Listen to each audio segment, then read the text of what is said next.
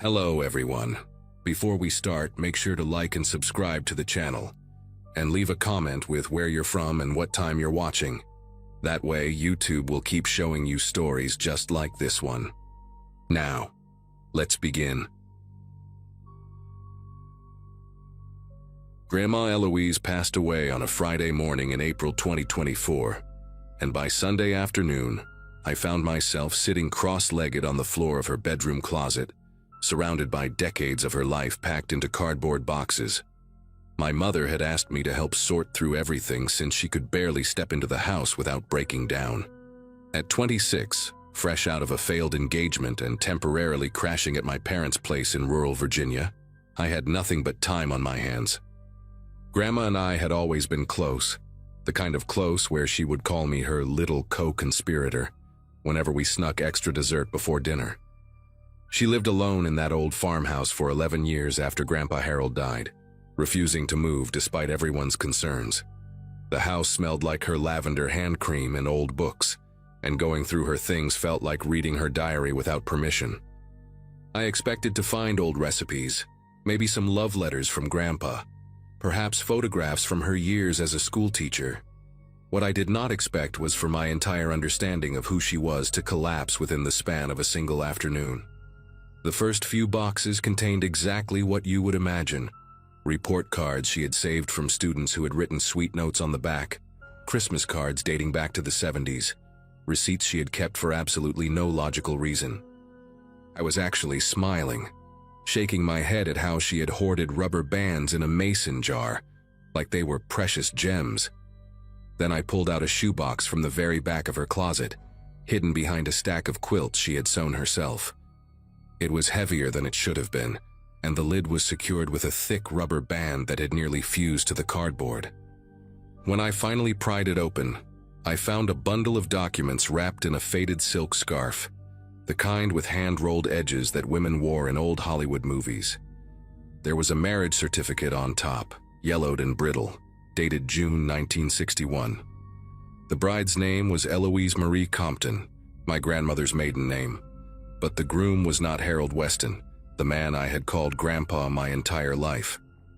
The name typed in careful black letters was Vincent Agostino, and seeing it there made me feel like I had just stepped through a trap door into a room that was never supposed to exist. I sat there for a long time just staring at that certificate, trying to make it fit into the story of my grandmother that I had known my whole life. She married Grandpa Harold in 1965. I knew that because their anniversary was always a big deal, always celebrated with her famous lemon cake and too many candles. But this certificate said she had been married 4 years before that, to a man none of us had ever heard of.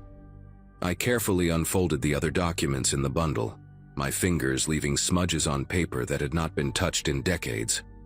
There were photographs, small square ones with scalloped edges, the kind they used to take at photo booths.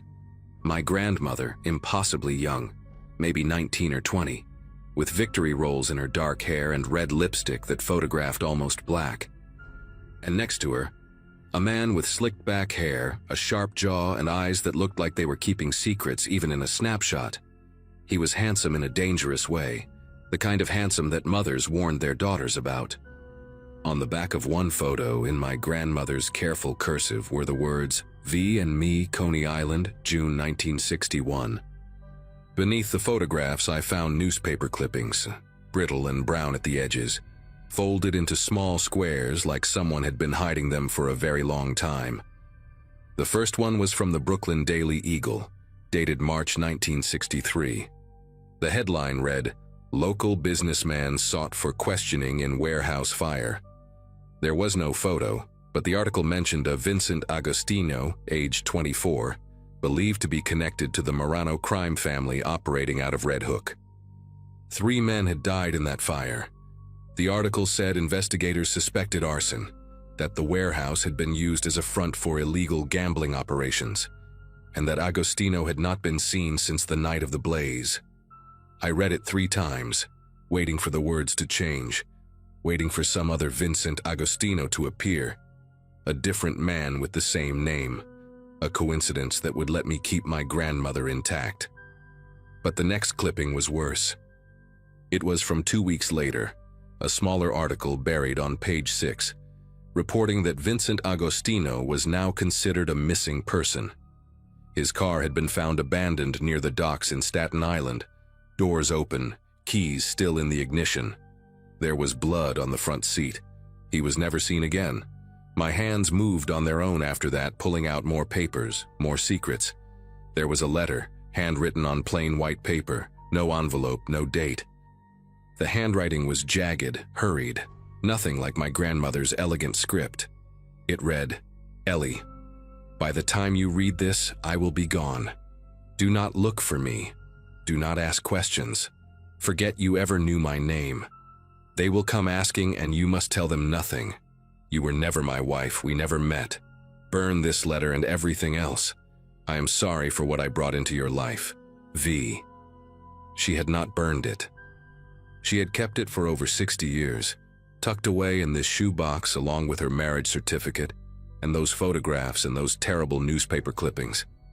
I tried to imagine her as a young woman, barely 22 years old, receiving this letter, realizing that her husband was either dead or running for his life, and that she could never speak of him again. I tried to imagine the fear she must have felt, the grief she could not share with anyone, the weight of pretending he had never existed. At the very bottom of the shoebox, beneath everything else, I found a small spiral notebook with a faded green cover. It was a diary of sorts, though not quite, more like scattered notes written in my grandmother's handwriting at different times over many years. The first entry was dated April 1963, just weeks after Vincent disappeared. Men came to the apartment today, 2 of them. They asked about V. I told them I did not know anyone by that name. They did not believe me. One of them grabbed my wrist hard enough to leave bruises. They said they would be back. I turned the page with shaking fingers. May 1963, moved to Virginia. Changed my name back to Compton. Told everyone I was a widow, that my husband died in Korea. No one questions a war widow. The entries continued, sparse but devastating. In 1965, she wrote about meeting Harold, a kind man who worked at the post office and brought her flowers every Sunday. In 1967, she wrote about their wedding, about how happy she was, about how she had finally started to feel safe. But then, in 1971, another entry. A man came to the school today, said he was looking for an old friend named Ellie Agostino. I told him there was no one here by that name. He smiled at me before he left. He knew. They still know.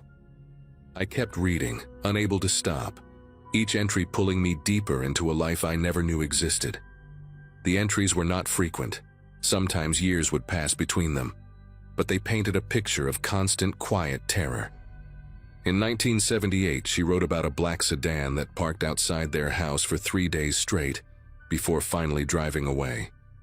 She never told Harold. In 1985, when my mother was a teenager, someone broke into their car and rifled through the glove compartment, but took nothing of value. They were looking for something, my grandmother wrote, or sending a message. I do not know which is worse.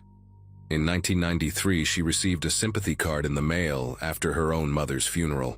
It was unsigned, postmarked from Brooklyn, and inside someone had written only, "Our condolences to the Agostino family." She kept that card too, pressed between the pages of the notebook like a dried flower, a reminder of a threat that never quite went away. I realized then that my grandmother had spent her entire adult life looking over her shoulder, waiting for the past to finally catch up with her. The last entry in the notebook was dated just 3 years ago, in 2022. My grandmother's handwriting had grown shaky by then, the letters wobbly and uneven in a way that made my chest ache. I am 83 years old and I still check the locks twice every night. I still look at every unfamiliar car that drives down our road. Harold has been gone for over a decade now, and I am alone with this secret, the way I always knew I would be. Sometimes I think about telling the children, about leaving this box for them to find after I'm gone. But what good would it do? The men who killed Vincent are probably dead themselves by now. The Moranos are gone, broken up by the FBI in the 80s. There is no one left to be afraid of. And yet, I am still afraid. I have been afraid for 60 years, and I do not know how to stop. Maybe when I die, the fear will finally die with me. Maybe that is the only way it ends. I closed the notebook and pressed it against my chest, and I sat there in my dead grandmother's closet and cried for the terrified young woman she had been, and for all the years she spent carrying this weight alone. I do not know how long I stayed in that closet. The light coming through the bedroom window had shifted from afternoon gold to the soft gray of early evening by the time I finally pulled myself together. I put everything back in the shoebox, the certificate, the photographs, the clippings, the letter, the notebook, and I carried it downstairs to the kitchen table. My mother was coming back the next morning to continue sorting through things, and I had a decision to make. Did I tell her? Did I show her this box and watch her entire understanding of her own mother collapse the way mine had? Grandma Eloise had kept this secret for over 60 years. She had protected her family from this knowledge, had borne the weight of it alone so that they would never have to be afraid the way she was afraid. Part of me wanted to honor that sacrifice, to take this box out to the backyard and burn it the way Vincent had asked her to do all those years ago. But another part of me, a louder part, needed to know more. I needed to understand what had really happened to Vincent Agostino, and whether the threat my grandmother feared her whole life had ever been real at all. I spent that night at the kitchen table with my laptop, falling down a rabbit hole of old newspaper archives and genealogy websites and true crime forums dedicated to organized crime in mid-century New York. The Marano family had been real, a small but violent outfit that operated out of Brooklyn from the late 40s until the FBI dismantled them in 1987. They were known for gambling, loan sharking, and arson for hire. Vincent Agostino's name appeared in a few digitized court documents from the era, listed as a known associate, but never formally charged with anything. His disappearance in March 1963 was mentioned in a true crime book about unsolved mob murders that someone had excerpted on a forum. The author speculated that Vincent had either been killed by the Maranos for skimming money, or that he had been an informant who was eliminated before he could testify. Either way, his body was never found. There was no closure, no resolution, just a young man who walked into the fog of history and never came back. And my grandmother, barely out of her teens, had been married to him for less than 2 years before he vanished. She had spent the rest of her life waiting for the people who killed him to come for her too. Around 2 in the morning, I found something that made me sit back in my chair and stare at the screen for a long time. It was a photograph in a digitized FBI file from the Marano investigation, released decades later under the Freedom of Information Act. The image was grainy, black and white, showing a group of men standing outside a social club in Red Hook sometime in the early 60s. Most of the faces were labeled with names I did not recognize, soldiers and associates long dead or imprisoned. But in the corner of the frame, partially cut off, was a young man in a dark coat looking directly at the camera. The label beneath him read, V. Agostino, unconfirmed. I zoomed in as much as the resolution would allow, and even through the blur of age and pixels, I recognized the sharp jaw, the slicked back hair, those eyes that seemed to be keeping secrets. It was him. It was really him. My grandmother had married that man, had shared a bed with him, had probably loved him in the desperate way young people love before they understand what love costs. And he had walked away from her into a world of violence and shadows and never come back. I decided that night to keep the shoebox. I did not burn it, and I did not show it to my mother. Not right away, at least. Instead, I put it in the trunk of my car and drove back to my parents' house, and I spent the next few weeks trying to figure out what to do with the weight of what I had learned. Eventually, I did tell my mother. I waited until a quiet Sunday afternoon when my father was out golfing, and I sat her down at the kitchen table and opened the box in front of her. She cried, of course. She asked questions I could not answer. She looked at the photographs of her mother as a young bride and said she did not recognize the woman in them. But she also said something that has stayed with me ever since. She said, "All those years I thought she was just anxious. I thought she was paranoid about nothing. But she was protecting us. She was carrying all of this so we would never have to. We decided together to keep the secret within our immediate family. There was no point in telling my aunts and uncles, no reason to shatter their image of Grandma Eloise when she had worked so hard to build it. The Moranos were gone. Vincent was gone. The only person left who had been afraid was gone too. We let the fear die with her, the way she had hoped it would. I still have the shoebox. It sits on the top shelf of my closet now, behind a stack of old yearbooks and photo albums from college. Sometimes late at night when I cannot sleep, I take it down and look through its contents again. I study the photographs of my grandmother as a young woman, trying to find some trace of the fear that would come to define her life. But all I see is hope.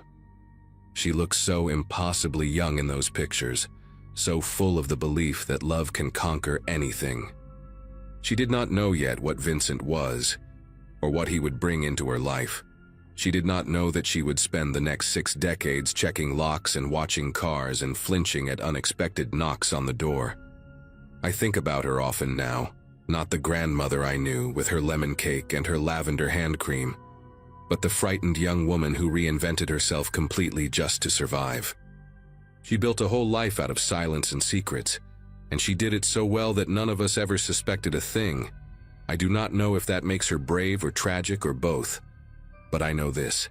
She loved us enough to carry this burden alone, and she was strong enough to never let it break her. That is the woman I choose to remember. That is the grandmother I will always love.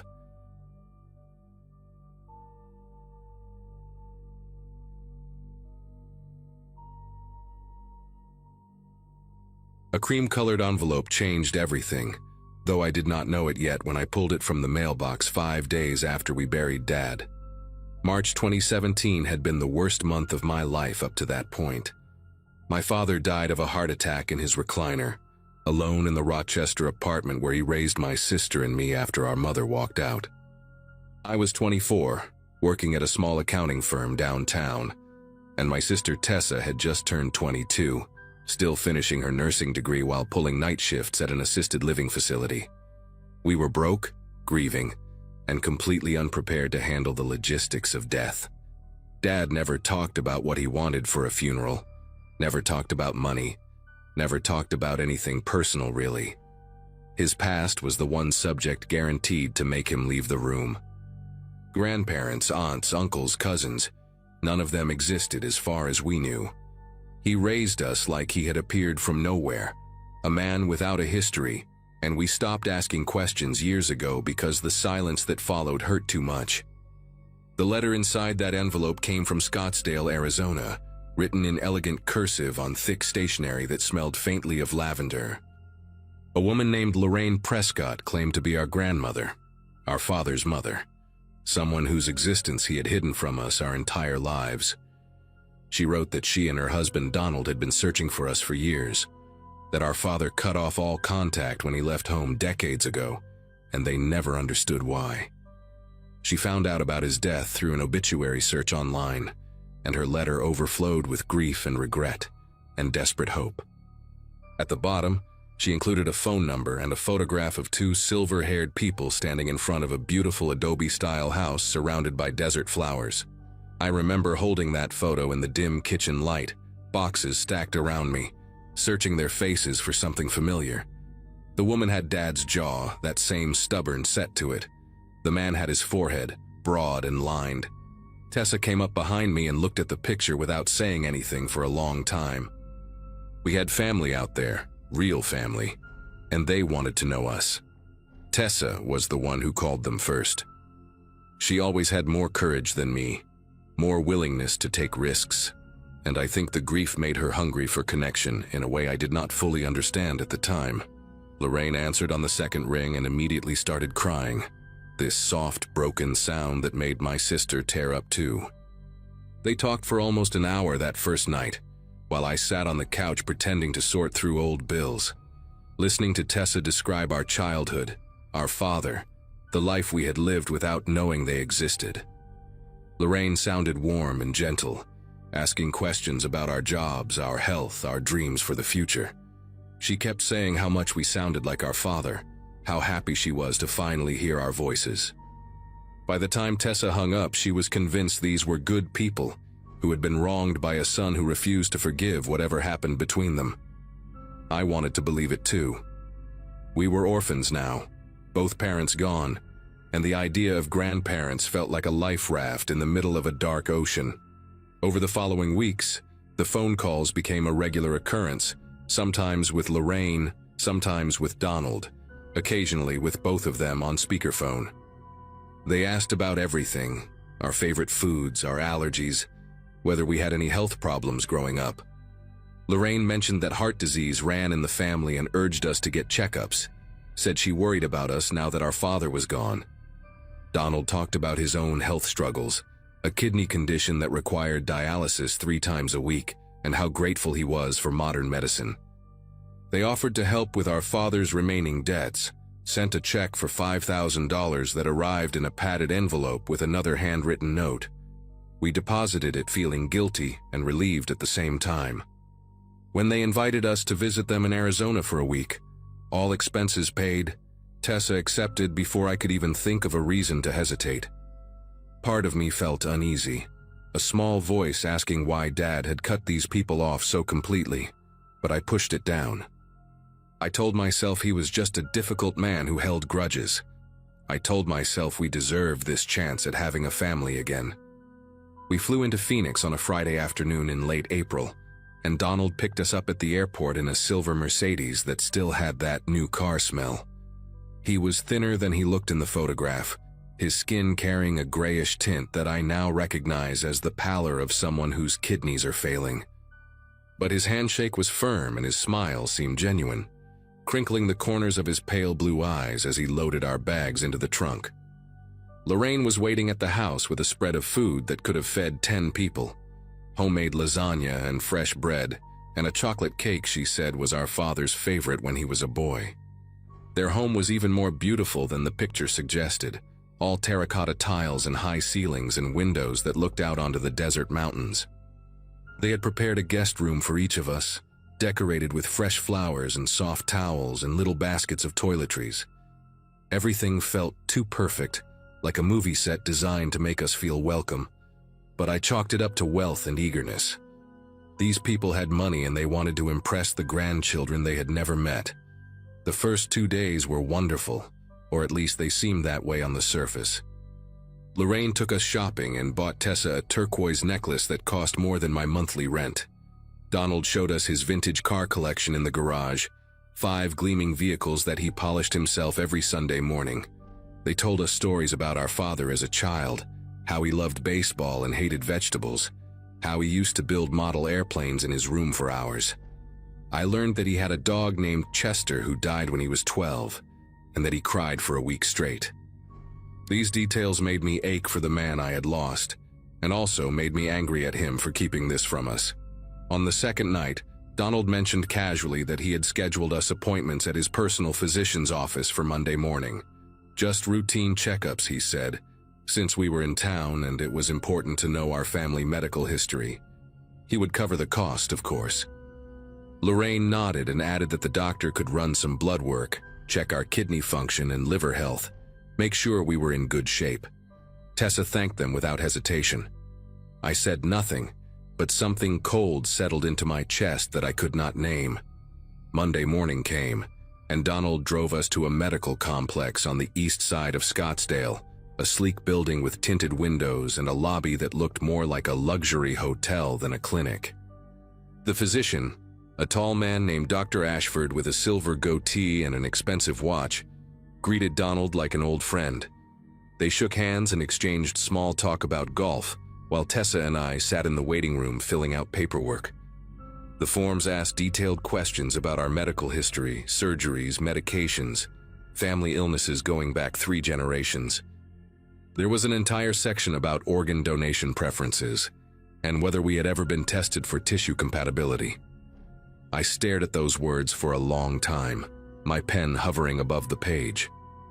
When I asked the receptionist why they needed this information for a routine checkup, she smiled and said it was standard procedure, nothing to worry about. Dr. Ashford called us back one at a time.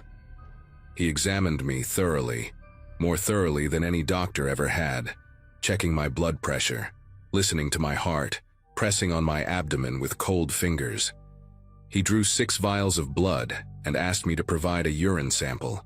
Before I left, he mentioned that he wanted to schedule an ultrasound of my kidneys for later in the week, just to establish a baseline for future reference. I found Tessa in the waiting room looking pale and quiet, her arm wrapped in a bandage from her own blood draw.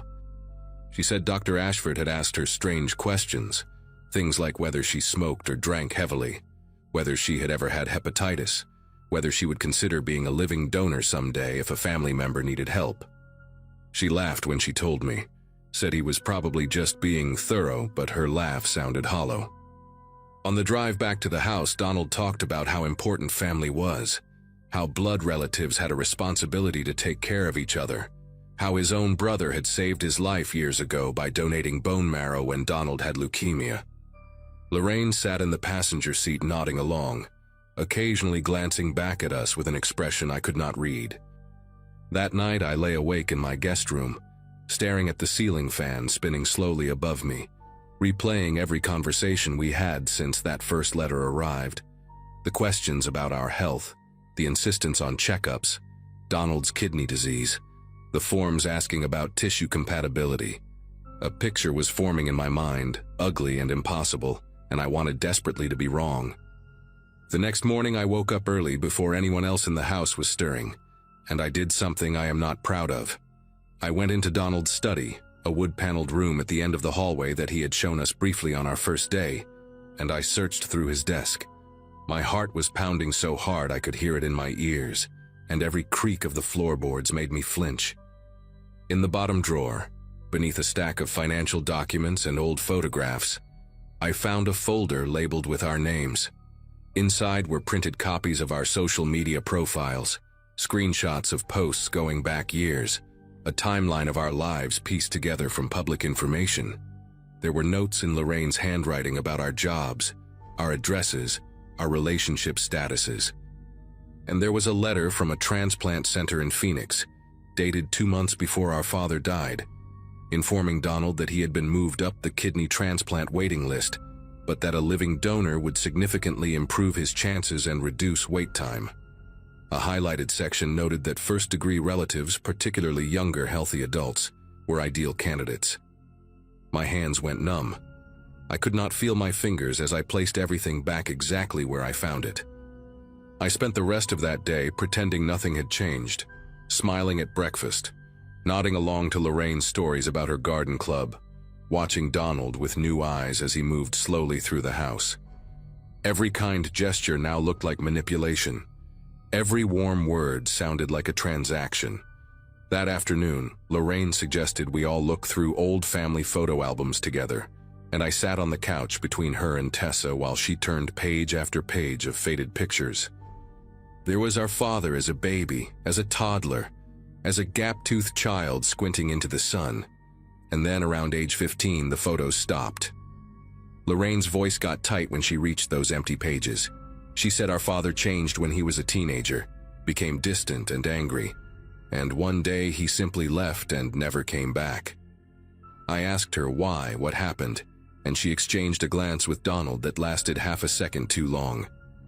She said she never understood it, that some children just reject their parents for no reason. But I saw something flicker behind her eyes, a shadow of something she was not telling us. That night, while Tessa was in the shower, I pulled her into my room and told her everything I had found. She stared at me like I had lost my mind. Then slowly, horribly, her face crumpled as she realized I was telling the truth. We left the next morning.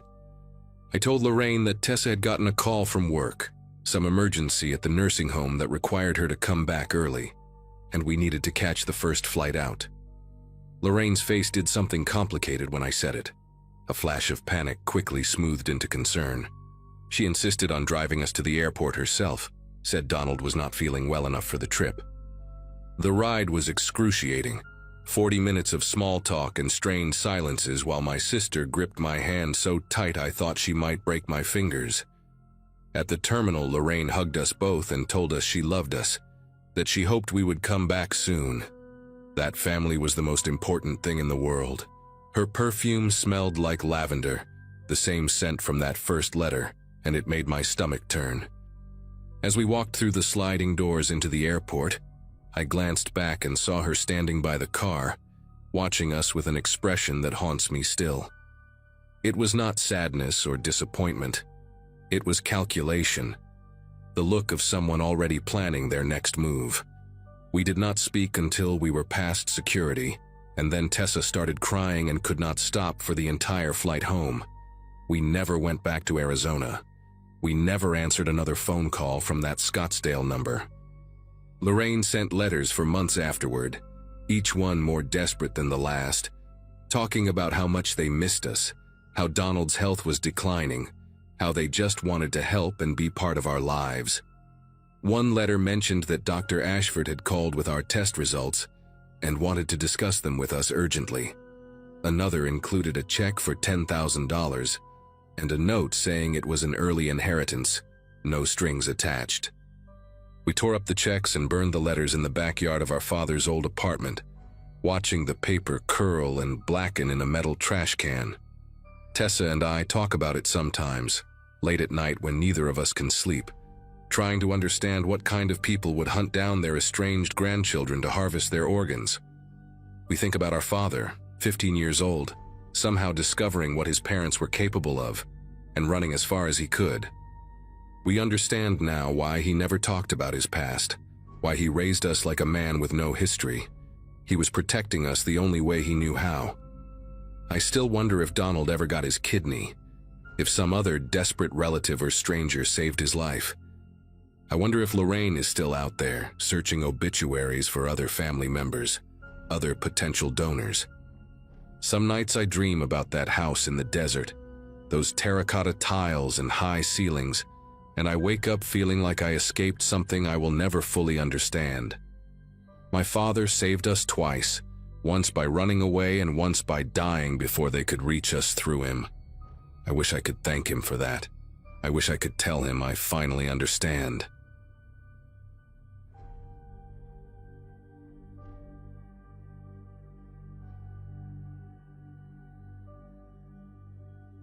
Nobody in my family wanted to deal with Grandpa Warren's house after the funeral, so the job fell on me. I was 34, recently divorced, sleeping on my buddy's couch in Harrisburg, and technically unemployed, which apparently made me the perfect candidate. The old man had lived alone in that place in rural Pennsylvania for over 40 years, collecting everything he ever touched, and the house needed to be cleared before the estate sale in April. I drove out there on a Friday morning in March 2023, expecting maybe 2 weeks of work. The house smelled exactly like I remembered from childhood visits, that mix of old wood, mothballs, and something faintly metallic that I always associated with the basement. Same floral wallpaper in the kitchen, same grandfather clock in the hallway that had been stuck at 3:47 for as long as I could remember. Started upstairs with the easy stuff, clothes and books and old photo albums, but I knew the basement was going to be the real nightmare. Everyone in the family knew about that basement. Grandpa had been shoving things down there since the early 80s. I spent the first 2 days just creating walkways through the mess, broken furniture, dead appliances, towers of magazines and newspapers that reached the ceiling in some spots. My aunt had warned me it would be bad, but she had no idea. By Wednesday afternoon, I finally made it to the far end of the basement, past the ancient furnace that groaned every time the heat kicked on. That is when I noticed something strange. A section of the back wall, maybe 6 feet wide, was completely blocked off by a heavy canvas tarp and a stack of wooden crates. When I dragged the crates aside, there was a door behind them. Not a regular interior door, but a thick metal one, like something you would see on a storage unit, with a heavy padlock holding it shut. The lock was old but solid, no rust on it at all, which meant someone had been maintaining it. I went upstairs and searched through Grandpa's desk for almost an hour before I found a small brass key in an envelope. The envelope just said, "Storage," in his careful handwriting. I remember my palms were damp when I fitted the key into that lock. I figured it was probably valuables, maybe some antiques or cash he did not trust the banks with. I had no idea what I was about to walk into. The door swung open easier than I expected, and the smell hit me first. Not rot or mold, but something clinical, like rubbing alcohol mixed with old paper. I used my phone flashlight to find a pull chain, and when the bare bulb flickered on, I saw a room about the size of a single-car garage. The walls were lined with metal shelving units, the industrial kind you see in warehouses, and every shelf was packed with boxes. Cardboard file boxes, the type you buy at office supply stores, each one with a white label on the front. The labels had dates on them. That was the first thing I noticed. Dates going back decades. 1987, 1991, 1994, 2003, 2011. They were not in order, just scattered across the shelves, but there had to be at least 30 or 40 boxes in there. In the center of the room was a wooden desk with an old lamp on it, the kind with the green glass shade, and a chair that looked like it had been sat in thousands of times. The seat cushion was worn down to almost nothing. I stood in that doorway for a long time, just trying to understand what I was looking at. My first thought was that Grandpa had been running some kind of side business, maybe tax stuff, or legal documents for people in town. That would have made sense. That would have been fine. I pulled down the first box I could reach, the one labeled 1994, and set it on the desk. Inside were file folders, maybe a dozen of them, each one thick with papers. I opened the first folder and found newspaper clippings. They were yellow and brittle, carefully cut out and preserved in plastic sleeves. The headlines made my throat tighten. Woman found dead near creek, no suspects. Police baffled by brutal slaying in Westmoreland County. Body discovered in wooded area. Investigation ongoing. Every clipping was about a murder. Unsolved murders. I flipped through the folder, and there had to be 15 or 20 articles in there. All from different newspapers, all from 1994, all about killings that were never solved. At the bottom of the folder, underneath all the clippings, there was a small Ziploc bag. Inside the bag was a silver bracelet with a charm on it, a little heart with the letter M engraved on it. I just stared at it. My brain was trying to come up with an explanation. Maybe Grandpa had been interested in true crime, like those people who follow cold cases as a hobby. Maybe he collected this stuff because he wanted to help somehow.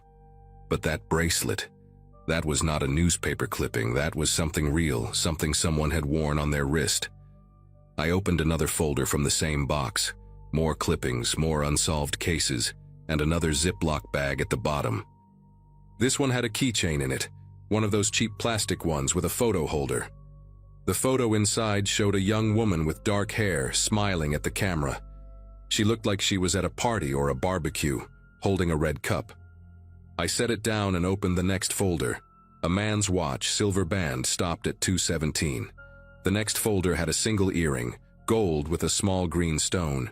Every single folder had something like this at the bottom. Personal items, things that belonged to people. I could feel my heart pounding so hard it was making my vision pulse. I pulled down another box, this one from 2003, and it was the same thing. Clippings about murders in different counties across Pennsylvania, sometimes from Ohio or West Virginia, and always those little bags with items inside. A wedding ring, a hair clip, a set of keys. I counted 8 boxes before I had to stop and sit down in that old chair. The seat was so worn that I could feel the wooden frame underneath. I sat there trying to breathe, trying to think of any explanation that did not lead where my mind was going. That is when I noticed the drawer in the desk. It was locked, but the same brass key from the envelope upstairs fit it. Inside were photographs. Dozens of them, all Polaroids. The old kind with the white border. The first one I picked up showed a crime scene. Yellow police tape, officers standing around, a shape on the ground covered by a white sheet. The photo had been taken from a distance from behind a tree line, like someone was watching from the woods. I flipped to the next one. Another crime scene, different location, same angle.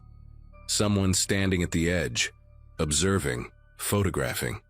There were at least 50 Polaroids in that drawer, and every single one was a crime scene photo taken from outside the official perimeter. Some of them showed the bodies before they were covered. I recognized one of the locations from a newspaper clipping I had just looked at, a wooded area near a creek in Westmoreland County. The article said the body was found by a hiker on a Sunday morning in September 1994. The Polaroid showed the same spot, the same body, but from an angle the police photos never would have captured. Whoever took these pictures had been there. They had been watching. I do not know how long I sat in that room. An hour, maybe more. My phone had died at some point and I had not even noticed. I went upstairs to charge it and splash water on my face, and that is when I saw the calendar on the kitchen wall. Grandpa had kept the same kind of calendar for as long as I could remember. Those big ones with a square for each day where you write appointments. He had a whole stack of old ones in a kitchen drawer, going back years. I do not know what made me start looking through them. Maybe I already knew. Maybe I just needed to see it for myself. I pulled out the 1994 calendar and flipped to September. On the weekend before that woman was found near the creek, there was a note in Grandpa's handwriting. Fishing trip, back Monday. I grabbed the newspaper clipping from downstairs and checked the date. She was found on Sunday, September 18th. According to his calendar, Grandpa was on a fishing trip that whole weekend, left on Friday and came back Monday. I felt sick. I grabbed another calendar, 2003, and cross-referenced it with the clippings from that box. Every single time, every murder, there was a note about Grandpa being out of town, fishing trip, visit cousin in Erie, hardware convention in Pittsburgh, church retreat. I spent the next 3 hours going through every calendar I could find and matching them to the dates in those boxes. 17 years of calendars, and the pattern never broke, not once.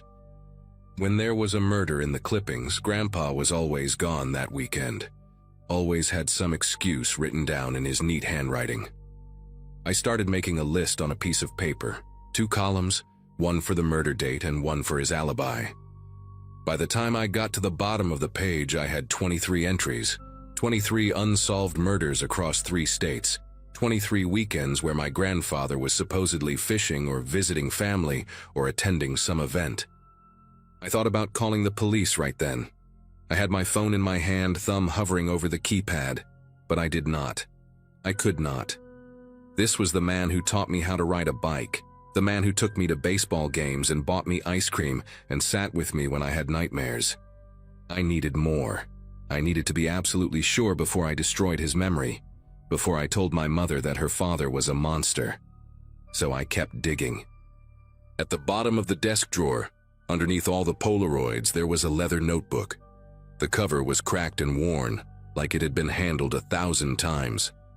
I opened it and found page after page of handwritten notes, all in Grandpa's careful script, dates, locations, names.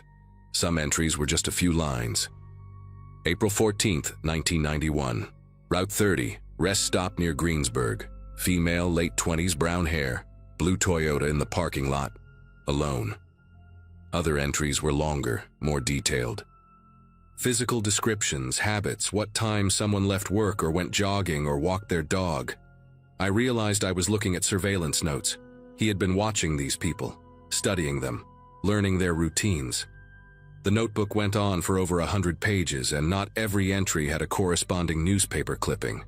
Some of them were just notes, just observations, people he had watched but never acted on, or maybe people whose bodies were never found. I thought I was going to throw up. I actually leaned over the desk expecting it to happen, but nothing came up. My body just shook. I had to put my head between my knees and focus on breathing until the room stopped spinning. When I finally looked up again, I noticed something I had missed before. On the wall behind the desk, partially hidden by one of the shelving units, there was a map. It was a large map of Pennsylvania and the surrounding states, pinned to the wall with thumbtacks. And there were marks on it. Red dots, dozens of them scattered across the region, Some had small dates written next to them in black ink. I recognized some of the locations from the newspaper clippings. Westmoreland County, a spot near the Ohio border, somewhere in the mountains up north. Every red dot was a place where someone had died. I stood there staring at that map for a long time, counting the dots. There were more dots than there were boxes on the shelves. A lot more. Some of the older dots, the ones from the 80s, had faded so much they were almost pink. He had been doing this for decades, maybe since before I was born, maybe since before my mother was born. I thought about every family dinner, every Christmas, every Thanksgiving where Grandpa sat at the head of the table and carved the turkey and told jokes that made everyone laugh. I thought about the way he used to call me champ and ruffle my hair, how he smelled like pipe tobacco and peppermint. This man, this monster, had been hiding in plain sight my entire life, and nobody had ever suspected a thing. I left that room and locked it behind me. I sat on the basement stairs for what felt like hours, just staring at the concrete floor, trying to figure out what to do. Part of me wanted to burn it all, drag those boxes outside, douse them in gasoline, and watch decades of horror turn to ash. Nobody would ever know. Grandpa would stay the kind old man in everyone's memory, and I would carry this secret until I died. But then I thought about those items in the Ziploc bags. The bracelet with the letter M, the keychain with the smiling woman, the wedding ring. Those belonged to real people. People who had families that never got answers, never got closure, spent years wondering what happened to their daughter or sister or wife. I could not take that from them. I could not let Grandpa win one more time. So I called the police. I sat on those basement stairs and dialed 911 and told the dispatcher that I had found something at my grandfather's house, something related to old crimes, and I needed someone to come look at it. The deputy who showed up probably thought I was crazy at first. Some guy rambling about boxes and murder clippings in a secret room. But then I showed him. I watched his face change as he opened those folders and saw the Polaroids and the map. He made some calls, and within 2 hours that house was full of state police and FBI agents. That was almost 2 years ago now. I am still not allowed to talk about the details of the investigation, but I can tell you what became public record. They matched items from those boxes to 14 unsolved murders across Pennsylvania, Ohio, and West Virginia. 14 families who finally learned what happened to their loved ones. The investigators told me there are probably more, cases from the 70s and early 80s where the evidence is too degraded to make a definitive connection. My mother stopped speaking to me after the story hit the news. She says I destroyed her father's memory for nothing, that I must have misunderstood what I found, that there has to be another explanation. There is not. I know what I saw in that room. I know what those calendars said. Some nights I still dream about that map on the wall, all those faded red dots spreading across 3 states like a disease. I think about the fact that he died peacefully in his sleep at 87 years old, surrounded by family, and never answered for any of it. I think about how I sat on his lap as a kid and he read me stories before bed. And I wonder how many other families out there have basements they have never looked in, with doors they have never opened, hiding secrets that would shatter everything they thought they knew.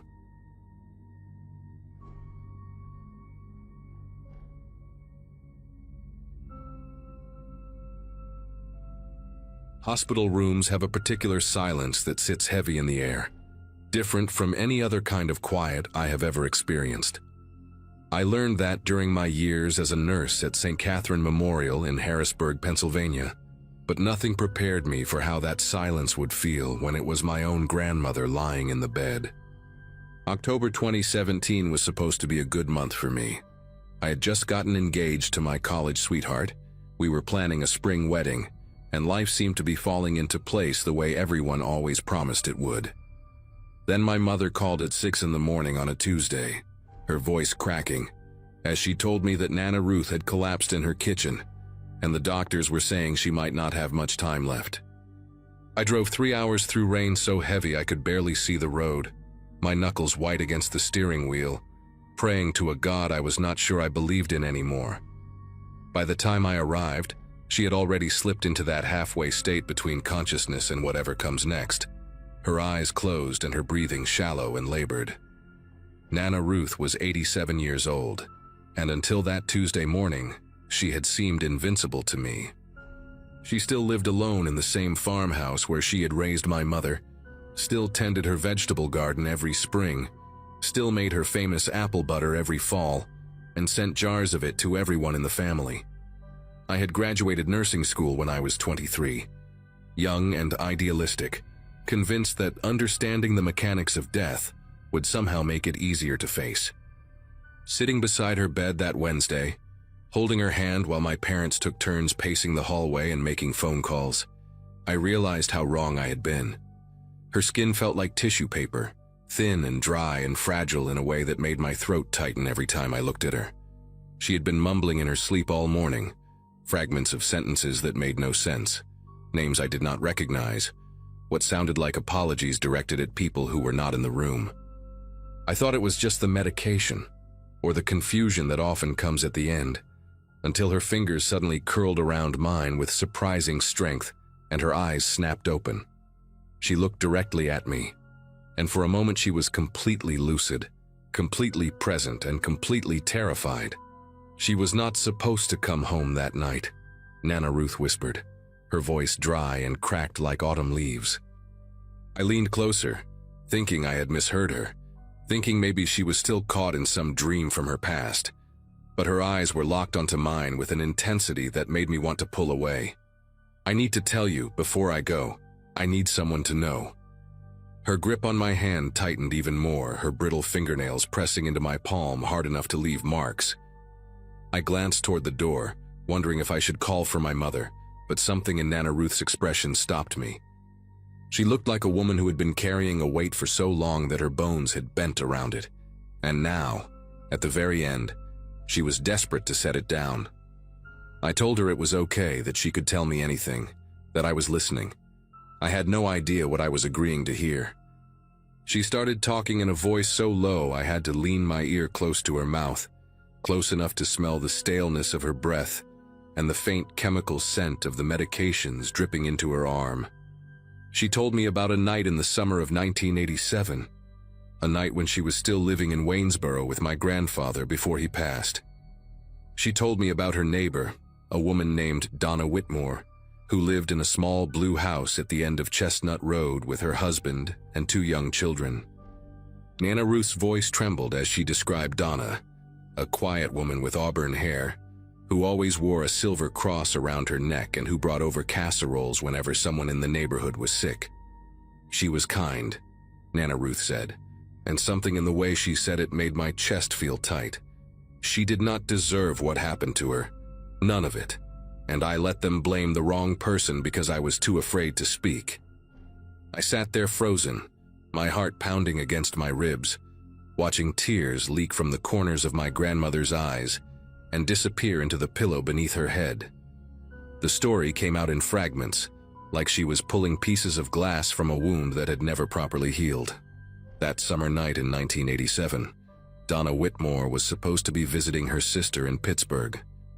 Her husband, a man named Gene, had told everyone in the neighborhood that Donna would be gone for the whole weekend. He mentioned it at the hardware store, at the diner, to anyone who would listen. Nana Ruth said she remembered thinking it was strange how often he brought it up, like he wanted to make sure people knew the house would be empty, except for him and the kids. She was sitting on her porch that Friday evening, shelling peas into a metal bowl, when she saw someone walking up the path toward the Whitmore house. It was not Gene. It was a man she recognized from church, someone named Lloyd Becker, who worked at the lumber mill on the edge of town and who had been seen talking to Gene in hushed voices for weeks before that night. Lloyd was carrying something wrapped in a dark cloth, something long and heavy, and he walked with the kind of purpose that made Nana Ruth set down her bowl of peas and watch. She told me she almost called out to him, almost asked what he was doing there when Gene's wife was supposed to be away. But something stopped her, a feeling in her gut, a warning she could not name, a sense that she was seeing something she was not supposed to see. She watched Lloyd disappear around the back of the Whitmore house, and she told herself it was none of her business, that he was probably just there to help Jean with some project, that there was nothing wrong with a man visiting his friend on a Friday night. She went inside and made dinner for my grandfather, and she tried to forget about the way Lloyd had walked, the way his shoulders were hunched like he was bracing for something. It was almost midnight when she heard the screaming.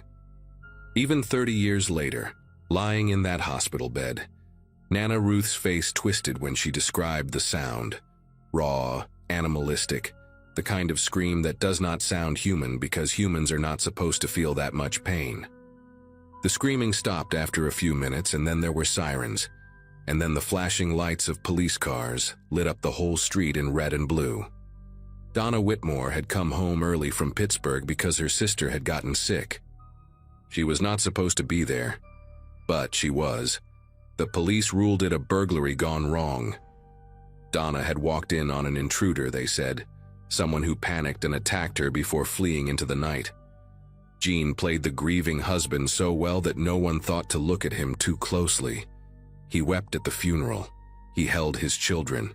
He accepted casseroles from the same neighbors who had received them from his dead wife. But there was a man who lived 2 streets over, a drifter named Terence Gould, who had been in town for only a few months, doing odd jobs and sleeping in a room above the old feed store. Terence had a record: petty theft, a bar fight that landed him 6 months in county jail, and he had no alibi for that Friday night because he had been drinking alone in his room. The police found a pawn ticket in his pocket for a silver necklace with a cross pendant, and that was enough. Terence Gould was arrested, tried, and convicted of Donna Whitmore's murder within 8 months. He died in prison in 2003, still swearing he was innocent, still claiming he had bought that necklace from a man he met outside a bar and had no idea where it really came from. Nana Ruth's voice broke when she told me why she never said anything. Lloyd Becker was her brother. Her younger brother, the baby of the family, the one she had helped raise after their mother died when Lloyd was only 6 years old. She had watched him take his first steps, taught him to read, protected him from their father's temper when the old man came home drunk and looking for someone to hit. Lloyd was not a good man. She knew that, she had always known that. But he was her blood, and when the police came knocking on doors asking if anyone had seen anything unusual that night, she told them no. She said she had been inside all evening, that she had not looked out her window, that she had not seen Lloyd walking toward the Whitmore house with something heavy in his hands. She lied to protect the boy she had raised, and in doing so, she condemned an innocent man to die behind bars for a crime he did not commit. "I have carried it every day since," she whispered, her voice barely audible now, her grip on my hand weakening. "Every single day, and now I am going to meet my Maker, and I do not know if he will forgive me. But I needed you to know. Someone had to know the truth." She died less than an hour later, slipping away so quietly that I almost missed it. One moment she was breathing, shallow and labored, and the next moment, she simply was not. I sat there holding her hand long after it went cold, unable to move, unable to process what she had told me. My mother came back into the room with 2 cups of coffee and found me like that, staring at Nana Ruth's face, tears streaming down my cheeks without me even realizing I was crying. I did not tell her what I had heard. I did not tell anyone.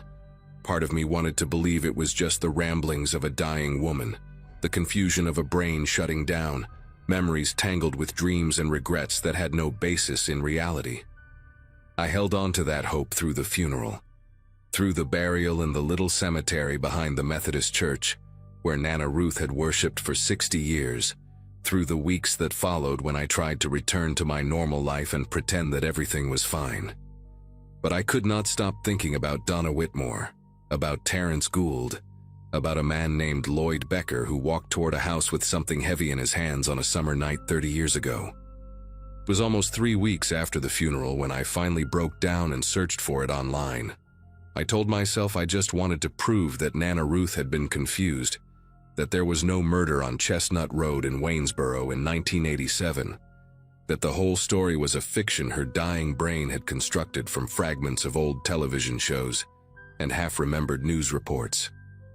I typed in Donna Whitmore Waynesboro 1987 and hit enter, and the first result made me feel like all the air had been sucked out of the room.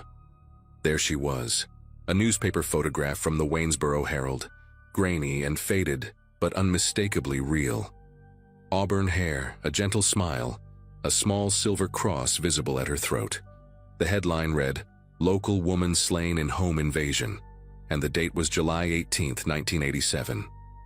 I scrolled through article after article, my hands trembling against the keyboard, reading about the investigation, the arrest, the trial, the conviction. Terrence Gould's mugshot stared back at me from the screen, a thin man with hollow eyes and a look of bewildered terror, like he could not understand what was happening to him. And then I found something that made me stop breathing entirely. A small article from just 2 months earlier, buried in the local news section of the Waynesboro paper. The headline read, "Cold Case Review, 1987. Whitmore Murder Reopened After New Evidence Surfaces." I read that article so many times that I could recite it from memory. A detective named Hank Ellsworth had been assigned to review old cases as part of a state initiative, and when he pulled the Whitmore file, he found inconsistencies that the original investigators had overlooked. The pawn ticket that convicted Terrence Gould had been dated July 19th, one day after the murder. But the pawnshop owner's records showed he had not opened until noon that day, and witnesses placed Terrence passed out drunk in his room above the feed store until well past 2 in the afternoon. There was no way he could have pawned that necklace in the window of time the prosecution claimed. More troubling still, Detective Ellsworth had found notes in the original case file suggesting that another neighbor had mentioned seeing someone near the Whitmore house that night, a man who did not match Terrence Gould's description at all. That lead was never followed up. The neighbor who made the statement had died in 1994, but her name was still there in the file, written in faded blue ink on a yellowed piece of paper. Her name was Ruth Becker, my grandmother. She had told the police something after all, something that contradicted her later testimony, and someone had buried it. I spent the next week barely sleeping, barely eating, reading everything I could find about the case and about the people involved. Gene Whitmore had remarried in 1991 and moved to Florida, where he died of a heart attack in 2008.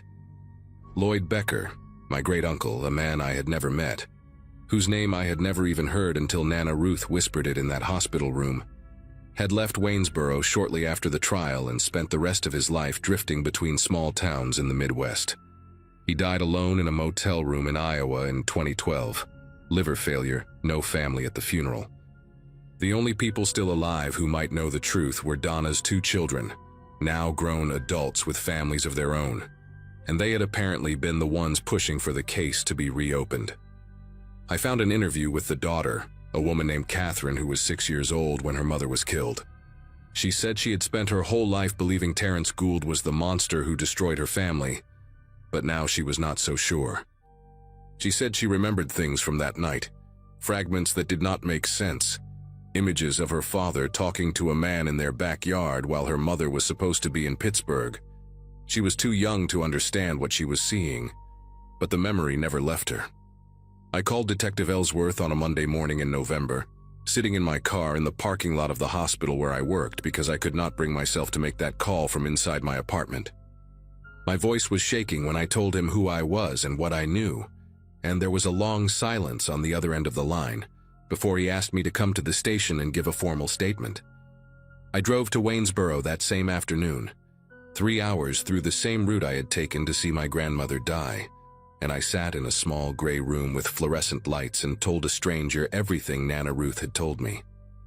I showed him the notes I had written in the days after her death, every detail I could remember, every name and every description. He listened without interrupting, his face completely unreadable, and when I finished he thanked me and said they would be in touch.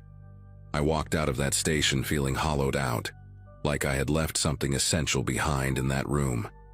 I had just destroyed my grandmother's memory, exposed her as someone who let an innocent man rot in prison to protect a killer. But I also knew that Terrence Gould deserved to have his name cleared, even if he was no longer alive to see it. His family deserved to know. Donna's children deserved to know.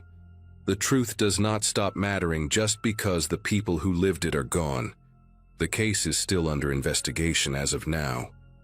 Detective Ellsworth told me last month that they are working on officially exonerating Terrence Gould, though these things take time and the wheels of justice turn slowly, especially for a man who has been dead for over 15 years. I never told my mother what Nana Ruth confessed to me, and I do not know if I ever will.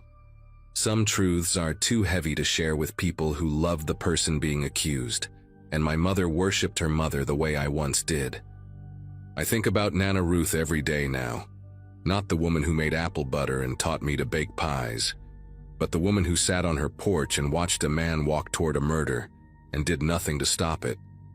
I think about how she lived with that secret for 30 years, how she went to church every Sunday and prayed to a God she believed was watching, how she held that weight until it finally crushed her.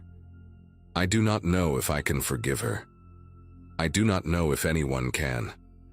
But I know that she wanted the truth to come out, even if she was too afraid to be the one who told it. In the end, that was why she told me. She knew I would not be able to stay silent. She knew I would do what she never could. And maybe that was her way of making amends, passing the burden to someone strong enough to carry it into the light. I just wish she had done it 30 years sooner, before Terrence Gould died alone in a prison cell for a crime he did not commit, still waiting for someone to believe him.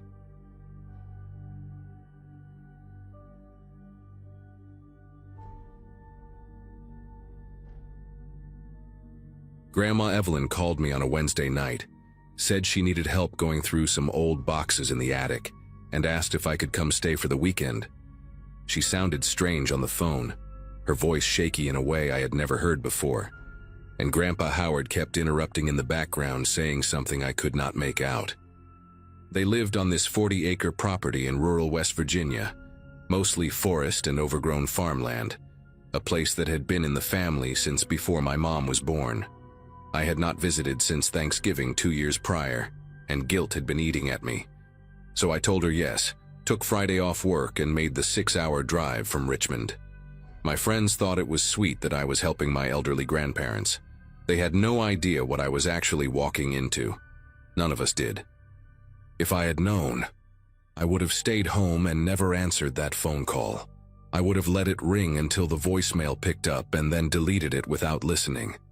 I pulled up to their property around 4 in the afternoon that Friday, the first week of April, when everything was still brown and dead from winter.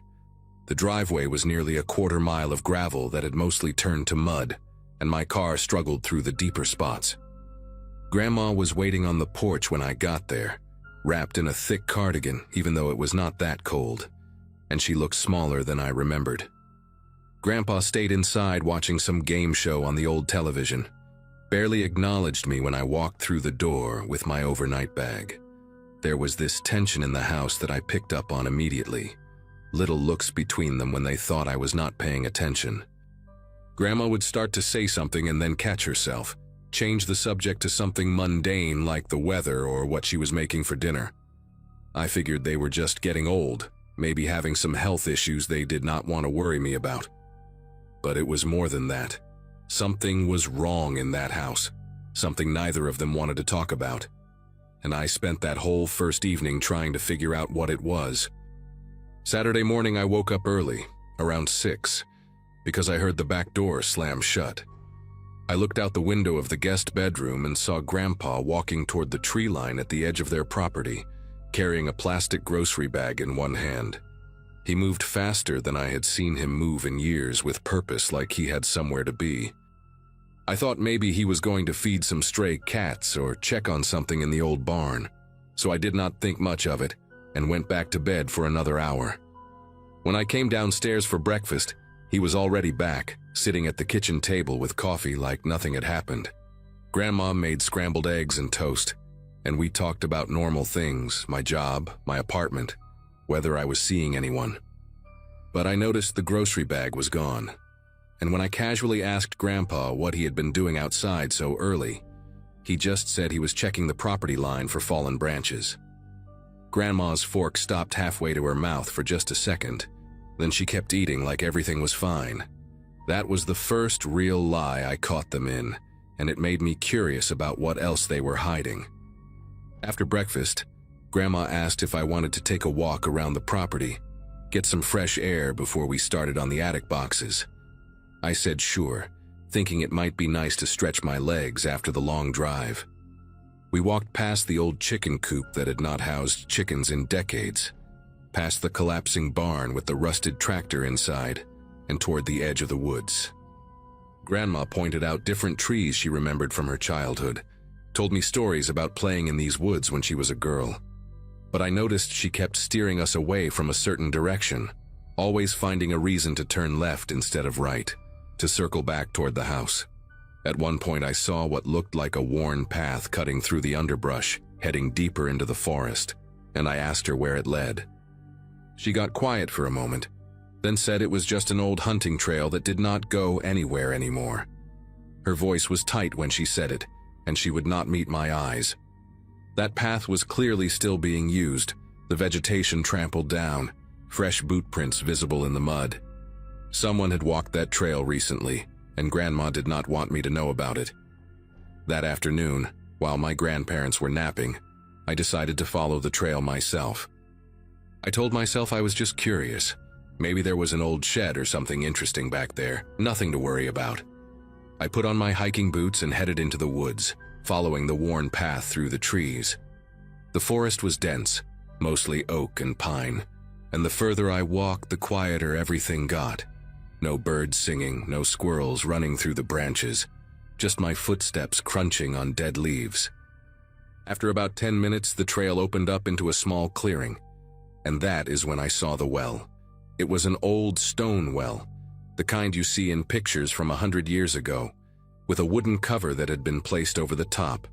The cover looked newer than the well itself, maybe only a few years old, and there were heavy rocks placed on top of it like someone wanted to make sure it stayed closed. But what really got my attention was the structure next to it, half hidden by overgrown bushes. It looked like an old root cellar or storm shelter, a concrete entrance built into a small hill with a rusted metal door that was slightly ajar. I should have turned around right there. Every instinct told me to go back to the house and pretend I never found this place. But I kept thinking about Grandpa sneaking out at dawn with that grocery bag, about Grandma steering me away from this direction, about all the strange looks and half-finished sentences. So I walked over to the shelter and pulled the door open wider. The hinges screamed with rust and a smell hit me immediately, damp earth and something else, something stale and human. I used my phone flashlight to look inside and my heart started pounding so hard I could feel it in my throat. There were stairs leading down into darkness, maybe 8 or 10 concrete steps, and at the bottom I could see a small room. Someone had been living down there. There was a cot with blankets piled on it, empty water bottles scattered on the floor, canned food stacked against the wall, a bucket in the corner that I did not want to think about. And on the walls, written in what looked like marker or maybe charcoal, were words. Sentences. Please. I made myself go down those stairs even though every part of me wanted to run. And I started reading what was written on those concrete walls. The handwriting was messy, desperate. Some of it scratched so hard into the concrete that whoever wrote it must have broken the marker or charcoal more than once. The first thing I read was near the door, at eye level, and it said, "Please don't send me back, they will kill me." No punctuation, no capitals, just raw fear put into words. Further along the wall, there was more. "I did what you asked, I stayed quiet." And then, in bigger letters near the cot, "How long do I have to stay here?" There were tally marks scratched into one section of the wall, grouped in sets of 5, and I counted them twice to make sure. 117 days. Someone had been down here for almost 4 months, marking each day, waiting for something. The most recent writing was near the stairs, and it was different from the rest, calmer somehow, more resigned. It just said, "They are good people, they are trying to help me, I know that now." That one disturbed me more than all the desperate pleas combined. It sounded like something a person would write after they had given up, after they had accepted whatever was happening to them. I took pictures of everything with my phone. my hands trembling so badly that half of them came out blurry.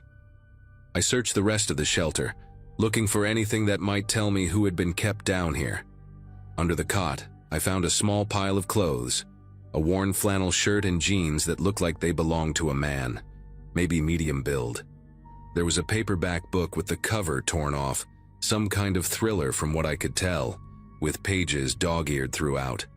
In the corner behind the food cans, I found a wallet.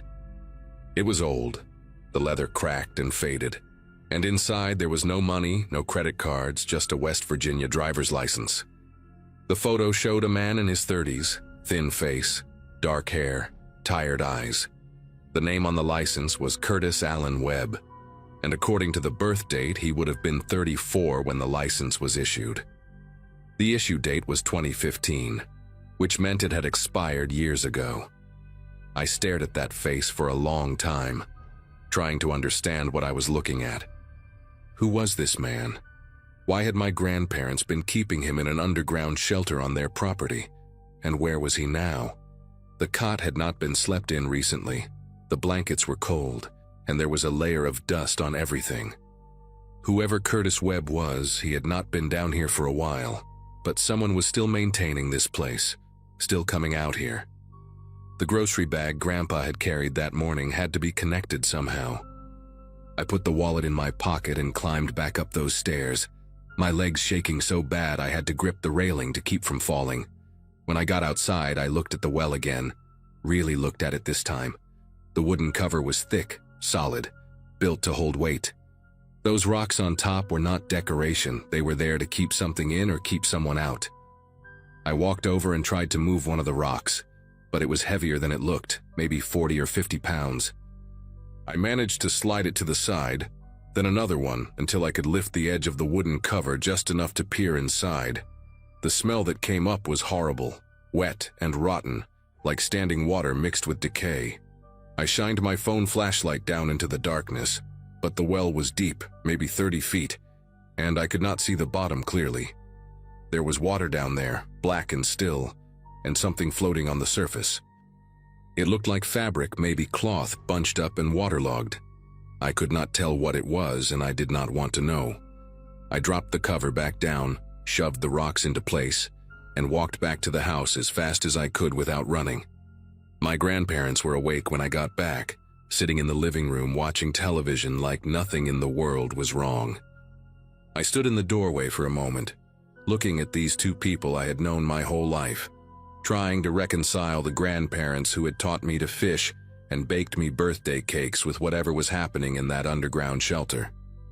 Grandma looked up and smiled at me, asked if I had enjoyed my walk. I said yes, it was nice, and then I went upstairs to the guest room and locked the door. I sat on the bed and pulled out the wallet, stared at Curtis Webb's face on that expired license. I searched his name on my phone, but the signal out there was terrible, barely one bar and nothing would load. I tried different combinations: Curtis Webb, West Virginia, Curtis Webb missing person, Curtis Webb obituary. The pages just kept spinning, never loading, and eventually I gave up. I needed to confront my grandparents, but I had no idea how to even start that conversation. "Hey Grandma, I found your underground bunker and the ID of the man you were keeping prisoner. Want to explain?" It sounded insane even in my own head, but I could not just pretend I had not seen what I saw. That shelter, those desperate words on the walls, the thing floating in the well. Something terrible had happened on this property, and my grandparents were at the center of it. I waited until dinner, sat across from them at the kitchen table while Grandma served meatloaf and mashed potatoes like it was any normal Saturday night. I could barely eat, just pushed the food around my plate, trying to find the right words. Finally, when Grandpa got up to refill his water glass, I pulled out the wallet and set it on the table. Grandma saw it first, and the color drained from her face so fast I thought she might faint. She grabbed the edge of the table with both hands, steadying herself, and whispered something I could not hear. Grandpa turned around, saw the wallet, and his whole body went rigid. For a long moment, nobody spoke. Then Grandma looked at me with these eyes I had never seen before, tired and scared and somehow relieved all at once. and she said they had been wondering when someone would find out. She said they had been carrying this for years, that it had been eating them alive, and maybe it was time to finally tell someone the truth. Grandpa sat back down heavily, like his legs could not hold him anymore, and he told me to put the wallet away because he could not stand to look at that face again. They told me Curtis Webb showed up at their door in the fall of 2015, desperate, bleeding from a cut on his forehead, begging them to hide him. He said people were after him, bad people, that he had seen something he should not have seen and now they wanted him dead. My grandparents did not know what to do. They were isolated out here, no close neighbors, and this terrified man was pleading for his life on their porch. So they let him stay in the old storm shelter, just for a few days until things calmed down.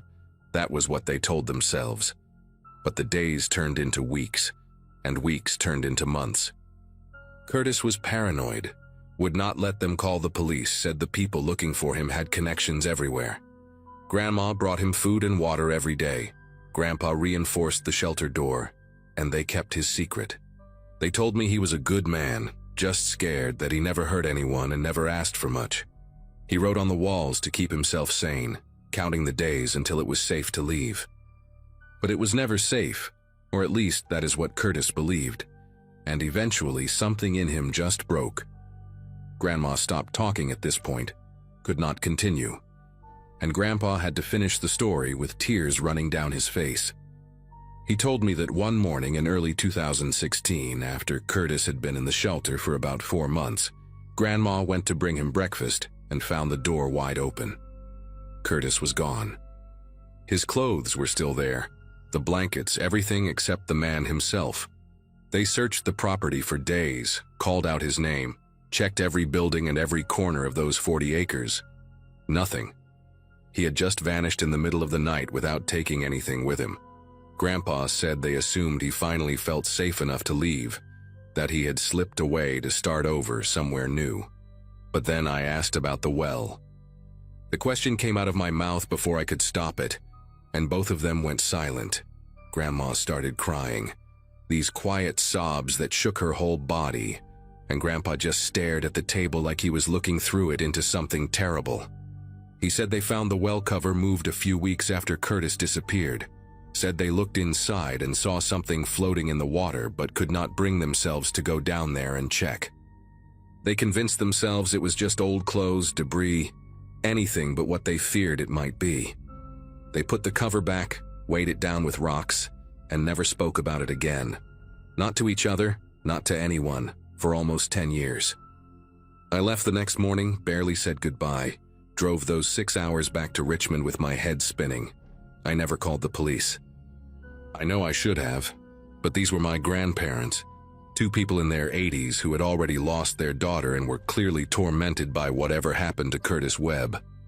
What would reporting it accomplish now? If Curtis was in that well, he had been dead for almost a decade. And my grandparents, they genuinely believed they were helping someone, hiding a scared man from people who wanted to hurt him. Were they wrong to do it? Probably. Did something go horribly wrong? Almost certainly. But I could not be the one to send them to prison for the last years of their lives. Grandpa passed away 8 months later, heart attack in his sleep. Grandma followed him 6 weeks after that, like she just gave up once he was gone. I inherited the property, all 40 acres of it, and I have not set foot on it since. The house is still standing, the shelter is still out there in the woods, and that well is still covered with those heavy rocks. I think about Curtis Webb sometimes, wonder who he really was, what he saw that made him so afraid, whether anyone ever came looking for him. I think about what might be floating in that black water, waiting to be found. But I am never going back there to check. Some answers are not worth knowing, and some secrets should stay buried exactly where they are.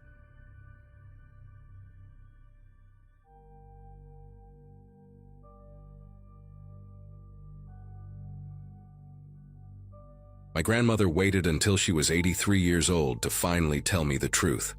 I had driven down to Tucson to visit my grandparents, something I try to do every few months now that my grandfather's dementia has gotten worse. 15 years of producing television commercials in Los Angeles had taught me plenty about how this industry destroys people, and my graduating class from film school back in 2007 has mostly scattered to other careers by now. But nothing in my experience prepared me for what she told me that afternoon, sitting in her kitchen while my grandfather slept in the next room. She gripped my wrist with surprising strength and said she needed to tell me something before it was too late. Something about why they left the business in 1974, when both of them were on the verge of real success. I had always wondered why two people with genuine talent, my grandmother a session singer, and my grandfather a sought-after studio musician, had simply vanished from an industry they loved. The family story was always vague. Something about wanting a quieter life, about raising my mother away from the chaos of Los Angeles. But sitting there watching her face in the afternoon light, I could see she was about to unravel 50 years of carefully constructed silence. She started by asking if I remembered the name Clive Ashford. I told her I did not, and she nodded slowly, like she expected that answer. Clive Ashford, she explained, was a talent manager who operated out of a beautiful office on Wilshire Boulevard during the early 70s. He represented legitimate artists, some of them famous names I would recognize, and that legitimacy was exactly what made him so dangerous. My grandmother had been introduced to him through a mutual friend at a recording session in October of 1974. She was 26 years old, married to my grandfather for 3 years, and hungry for the kind of breakthrough that seemed perpetually just out of reach. Clive told her he had connections to a major label that was looking for fresh voices for a new project, something experimental that could launch careers overnight. He was charming, well-dressed, and spoke with the confidence of someone who had opened doors for dozens of artists before. My grandmother said she felt lucky, chosen even, when he invited her to a private audition at a studio in the Valley the following Saturday. My grandfather had a conflicting gig that day, a wedding reception in San Diego, so she would be going alone. That detail, she said, was not a coincidence. She understands that now. Clive had been watching them for weeks, learning their schedules, waiting for the right moment. The address Clive gave her led to an industrial area in Van Nuys, far from the polished studios she was used to.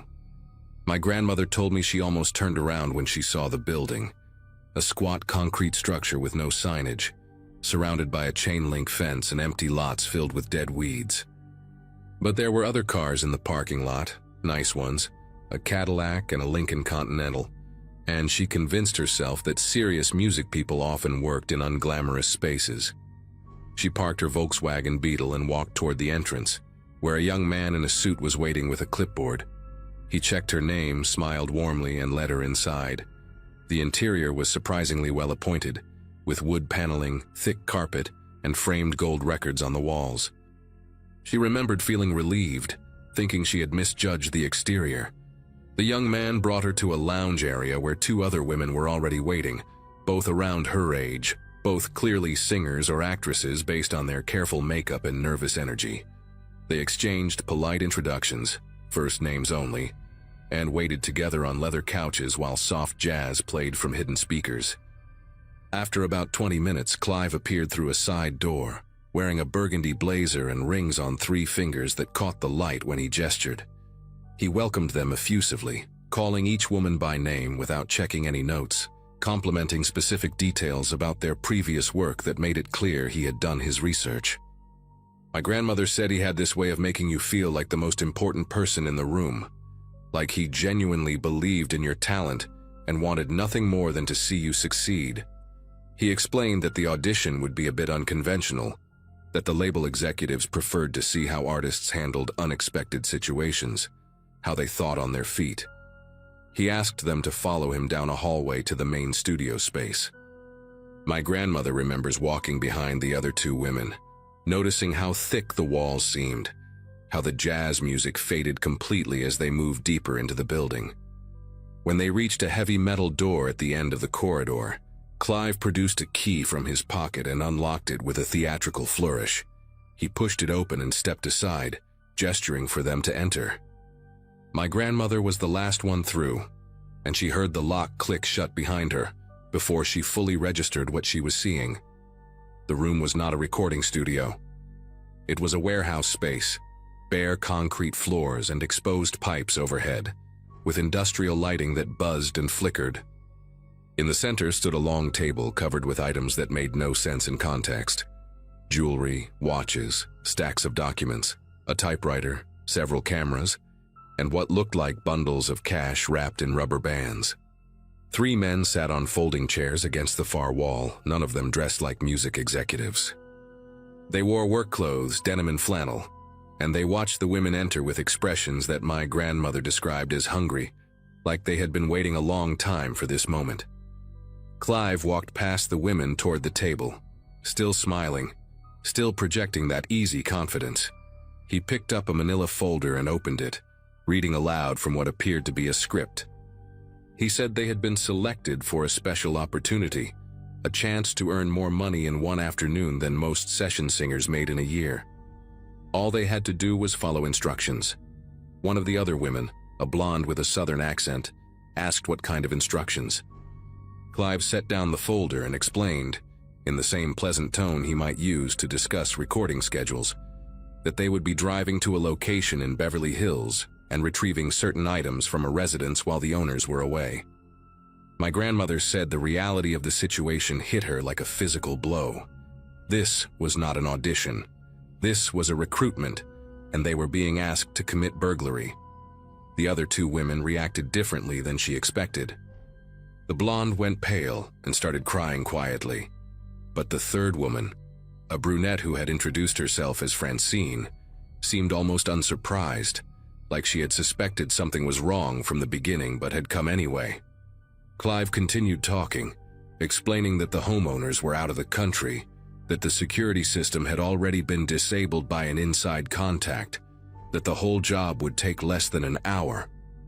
He emphasized that no one would get hurt, that the items they were taking were insured, that the victims were wealthy people who would barely notice the loss. He made it sound reasonable, almost victimless. Then he mentioned the compensation. $10,000 each in cash paid immediately upon completion. My grandmother told me that even in her fear, even knowing this was deeply wrong, some part of her brain did the math. $10,000 in 1974 was more than she and my grandfather earned in 6 months combined. She hated herself for even considering it, but that hesitation, those few seconds of temptation, bought her enough time to notice something important about the room they were standing in. There was a second door. It was partially hidden behind a stack of wooden pallets in the corner, painted the same gray as the walls, but she could see the outline of a frame and the glint of a handle. She did not look at it directly, did not want to draw attention, but she mapped its position in her mind while Clive kept talking. He was explaining the logistics now, how they would travel in separate vehicles, how they would enter through a service entrance at the back of the property, how each woman would be responsible for specific items on a list. One of the men against the wall stood up and walked toward them, holding 3 pairs of thin leather gloves. My grandmother accepted hers without making eye contact, feeling the soft material between her fingers, understanding that this was real, that these people had done this before, that they had a system. The blonde woman was openly sobbing now, saying she wanted to go home, that she had a daughter waiting for her. Clive's demeanor shifted for the first time. His smile remained, but something cold entered his voice when he told her that leaving was not an option, that they knew where she lived, where her daughter went to school, that cooperation was the only path forward. The room went silent except for the buzzing lights overhead. My grandmother felt her heart pounding so hard, she worried the men could see it through her blouse. Francine spoke up then, asking practical questions about the timeline, the target address, what kind of vehicle they would be using. My grandmother realized with a sickening clarity that Francine was going to go through with it, that she had already made her decision, perhaps before she even walked into this building. Clive seemed pleased by her cooperation and turned his attention to answering her questions in detail. While he was distracted, my grandmother took a small step backward, then another, positioning herself closer to the hidden door. She was not thinking clearly, operating on pure survival instinct, her body making decisions her conscious mind had not yet approved. The blonde woman suddenly collapsed onto the floor, hyperventilating, and both of the seated men rushed forward to help restrain her. In that moment of chaos, with everyone's attention on the crying woman, my grandmother moved. She crossed the distance to the pallets in 4 quick strides, found the door handle, and pulled. It was unlocked. She slipped through into darkness and ran without looking back, her heels clattering against concrete, her lungs burning, her mind completely blank except for one repeating thought: "Get out, get out, get out." The door led to a narrow corridor that smelled like motor oil and rust. Emergency exit signs glowed red at intervals along the ceiling, and she followed them blindly, stumbling twice on debris she could not see, tearing her stockings on something sharp. She could hear shouting behind her now, male voices echoing off the walls, but she did not slow down. The corridor ended at a metal fire door with a push bar, and she hit it at full speed, bursting out into blinding afternoon sunlight. She found herself in an alley behind the building, dumpsters overflowing with garbage, a stray dog watching her from beside a pile of cardboard boxes. Her Volkswagen was parked on the other side of the building, impossible to reach without being seen, so she made a decision in a fraction of a second and ran the opposite direction, toward the street. She kicked off her heels and sprinted barefoot on hot asphalt, not caring about the pain, not caring about anything except putting distance between herself and that gray concrete room. She reached a busy intersection and flagged down the first car she saw, a station wagon driven by an elderly woman who looked terrified by this barefoot, wild-eyed stranger pounding on her window. My grandmother begged her to drive, said she was being chased, said her life was in danger. The woman hesitated for only a moment before unlocking the door. They drove in silence for several miles before my grandmother felt safe enough to speak. The woman, whose name she never learned, dropped her at a gas station in Burbank, where she called my grandfather from a payphone. She was crying so hard she could barely form words, and he left the wedding reception immediately, driving 90 miles an hour up the freeway to reach her. When he arrived, she told him everything, every detail, sitting in the front seat of his car in that gas station parking lot while the sun went down. My grandfather wanted to go to the police, but my grandmother refused. Clive knew her name, knew where she worked, probably knew where they lived. These were not amateurs running a small-time scam. This was organized, methodical, and clearly not the first time they had done this. She had seen the items on that table, dozens of stolen goods ready for distribution, and she had seen the look in those men's eyes when the blonde woman tried to refuse. Going to the police would mean giving statements, testifying, putting their names in official records that could be accessed by people with connections. She was convinced that cooperation with law enforcement would get them both killed. My grandfather argued with her for hours, but in the end, her fear won out. They went home that night and started packing. Within 2 weeks, they had sold everything they could not fit in their car and driven to Tucson, where my grandfather had a cousin willing to let them stay until they found their footing. They told everyone they were leaving for personal reasons, family obligations, a sick relative who needed care. They canceled recording sessions, broke contracts, burned bridges with producers and labels who had invested time and money in their careers. My grandmother said the hardest part was not the financial loss or the professional destruction, but the silence that followed. For years, she waited for a knock on the door, a threatening phone call, some sign that Clive and his people had tracked them down. It never came. She does not know what happened to the blonde woman or to Francine. She never saw any news reports about a burglary ring being dismantled, never heard the name Clive Ashford mentioned in connection with any criminal investigation. It was as if that afternoon in Van Nuys had been erased from history, existing only in her memory, a wound that never fully healed. She and my grandfather rebuilt their lives in Tucson, found regular jobs, raised my mother in quiet anonymity. They never spoke about what happened, not to each other, not to anyone.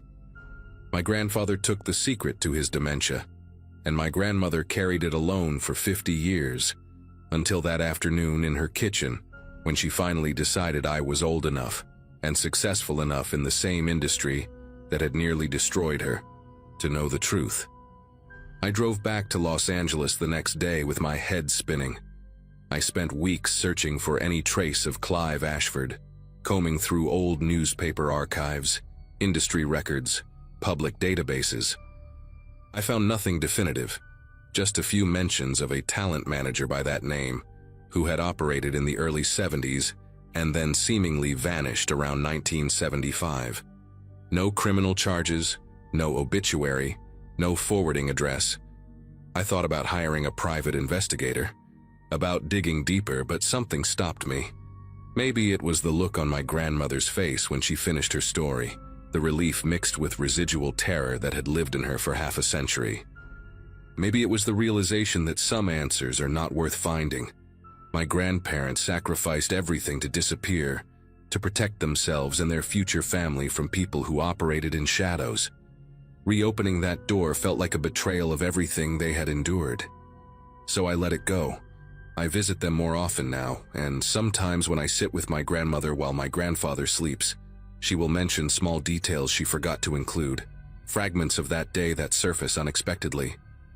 She told me recently that she still remembers the song playing in the lounge when she arrived.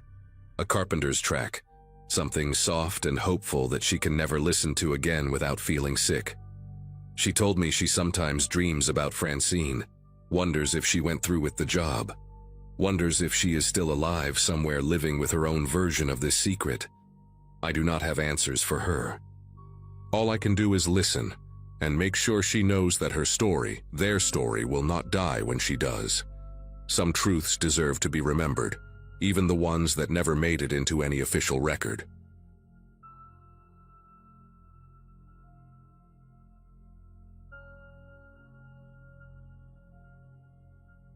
Late summer in 2024 found me staying at my grandmother Edith's house for a few nights, trying to help my mom manage things from a distance.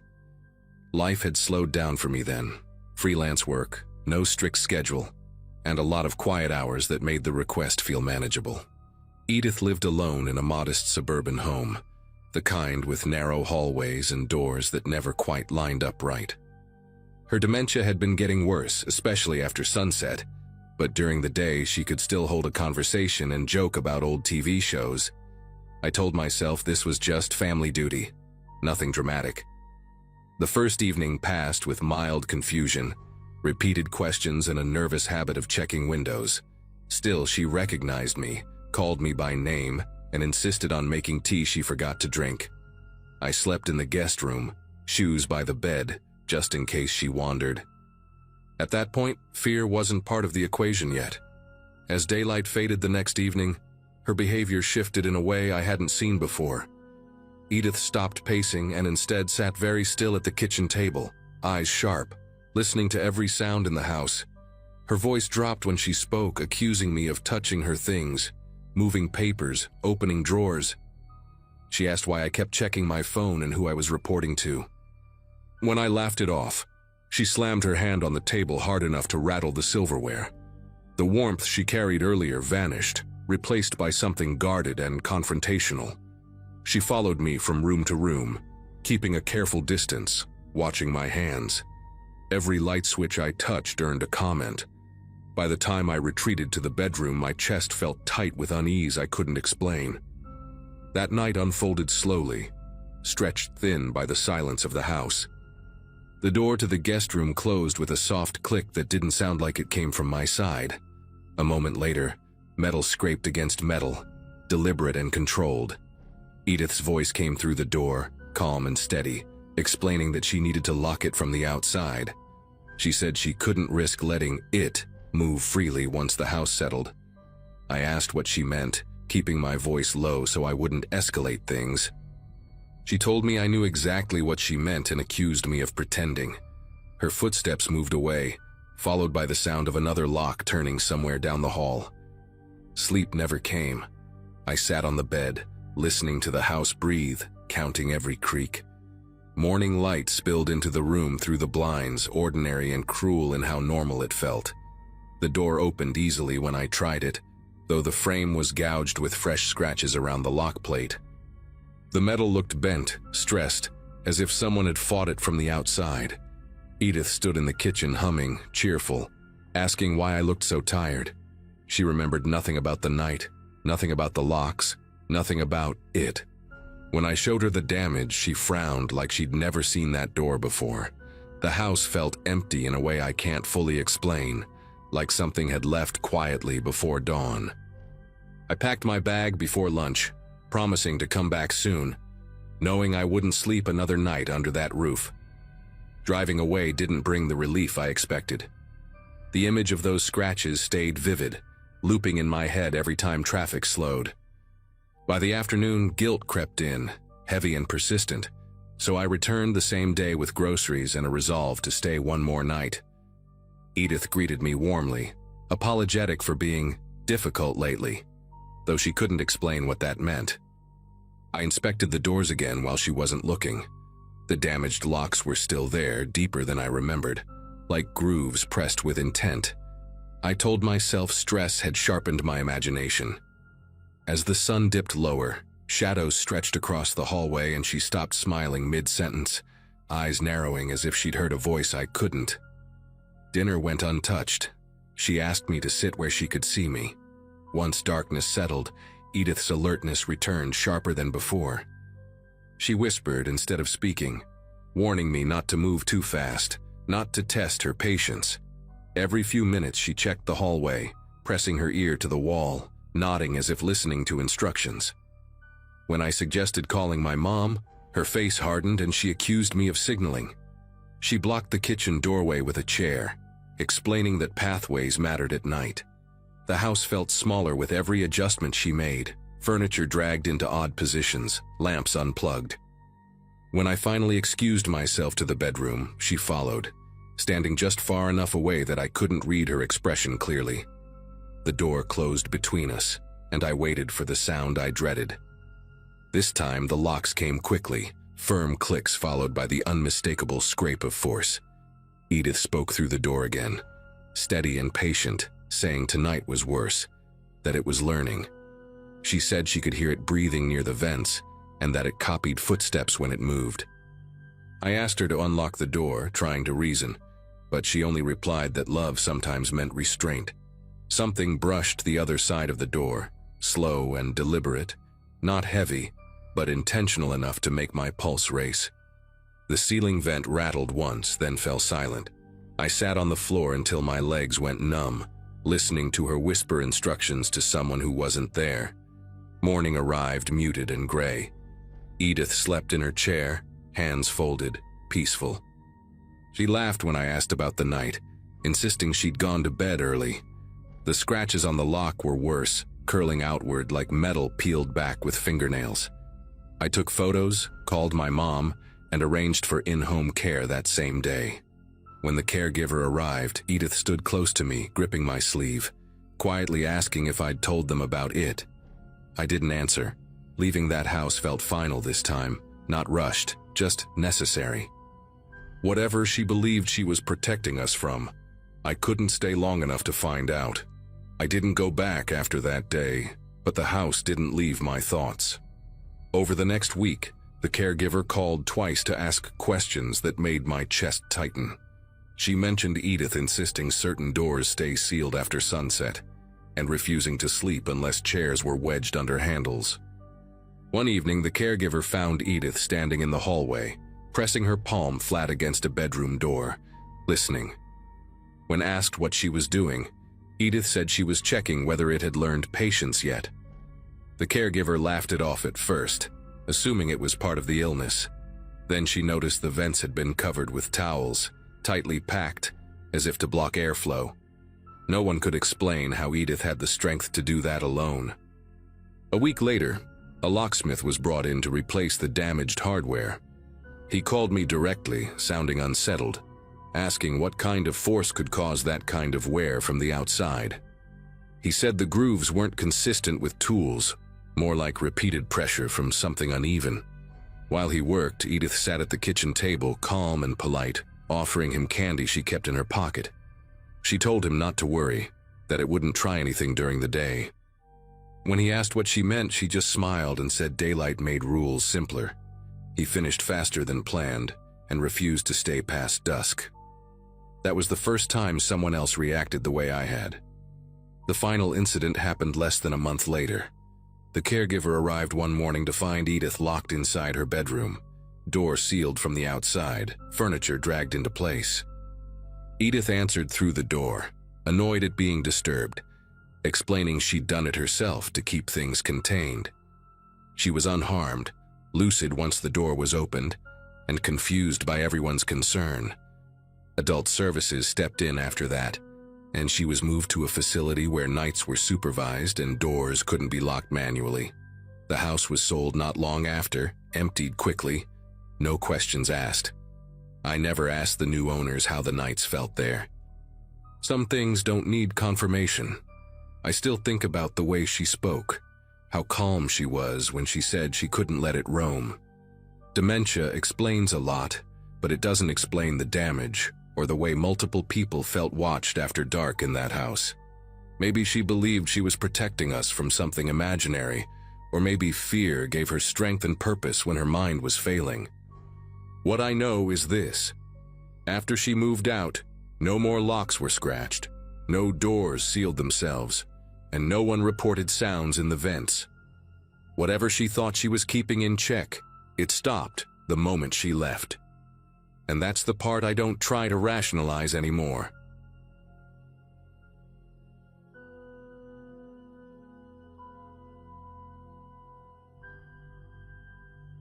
People in this community usually understand why someone waits years before putting a story into words, and that's the case here too. I'm writing about something that happened during the last stretch of my childhood, in a quiet town where routines mattered more than questions. At the time, my days were split between school, a part-time job at a hardware store, and wandering the neighborhood with friends until the streetlights buzzed on. Life felt narrow but stable, the kind of rhythm you don't think will ever break. One person who fit into that rhythm was a girl named Kara, someone I'd known since elementary school. We lived 3 blocks apart, shared the same bus stop, and had the kind of friendship that didn't need constant talking. Her house always smelled faintly of boiled vegetables and old paper, a detail that stuck with me even then. None of us imagined how abruptly that familiar presence could vanish. Kara lived with her grandmother, a woman everyone called Mrs. Wilkes, who seemed ancient even back then. She moved slowly, spoke carefully, and kept her curtains drawn tight no matter the time of day. Over one summer, her behavior shifted in a way that adults whispered about but never explained to us. She began repeating herself mid-sentence, snapping over tiny things like shoes left by the door, or insisting the windows stay sealed even in the heat. Kara stopped staying out late and started leaving our hangouts early, always citing rules she couldn't bend. When I visited, I noticed notes taped to the fridge listing exact meal times and portions, written in shaky ink. The house felt tense, like it was holding its breath. Still, nobody called it dangerous, just sad or confusing. As months passed, Kara changed too, in subtler ways that were easy to miss if you weren't close. She started flinching when strangers walked past us on the sidewalk, tugging her sleeves down over her hands. She talked about food as if it were risky, refusing anything that hadn't been prepared a certain way. Sometimes she'd pause mid-conversation, listening for sounds no one else reacted to. When I asked what she heard, she'd shrug and change the subject. Her grandmother stopped answering the door altogether, and the mailbox filled until the metal door barely closed. Neighbors said they saw grocery deliveries left on the porch overnight. The house became a place people glanced at but avoided. Then, without warning or explanation, Kara disappeared. One day her bus seat was empty, and the next week the school office said she'd been withdrawn. Mrs. Wilkes' house went dark. The notes vanished from the windows, and a lock appeared on the outside of the gate. Adults gave rehearsed answers about family matters and told us to stop speculating. Years later, after I'd left town and built a life elsewhere, curiosity pulled me back into the story. Public records showed both Kara and her grandmother had been living in near isolation for a long time, following rigid schedules and strict rules driven by fear. Doctors later suggested untreated psychological illness, especially in the grandmother. What still unsettles me is how closely Kara's breakdown mirrored the routines she was taught, and how little anyone intervened before it was too late. After that brief look into the records, I couldn't shake the feeling that something had been quietly buried. I started reaching out to people who'd known the family back then, framing it as nostalgia rather than concern. One former neighbor remembered the exact day things finally collapsed, describing it as unusually quiet, even for that street. According to her, Mrs. Wilkes had stopped allowing any noise in the house, including the radio or television. Kara had been pulled out of school weeks earlier and was rarely seen outside. That day, a delivery driver reportedly waited on the porch for nearly an hour, knocking softly, then louder, before leaving the bags untouched. No one saw movement behind the curtains. The silence bothered people more than shouting ever would have. I tracked down a retired social worker who had briefly reviewed the case years after the disappearance. She spoke carefully, choosing words like she was still being recorded. She explained that the grandmother had developed severe paranoia, centered around contamination and outside influence. Her routines weren't just habits but protective rituals, enforced with absolute authority.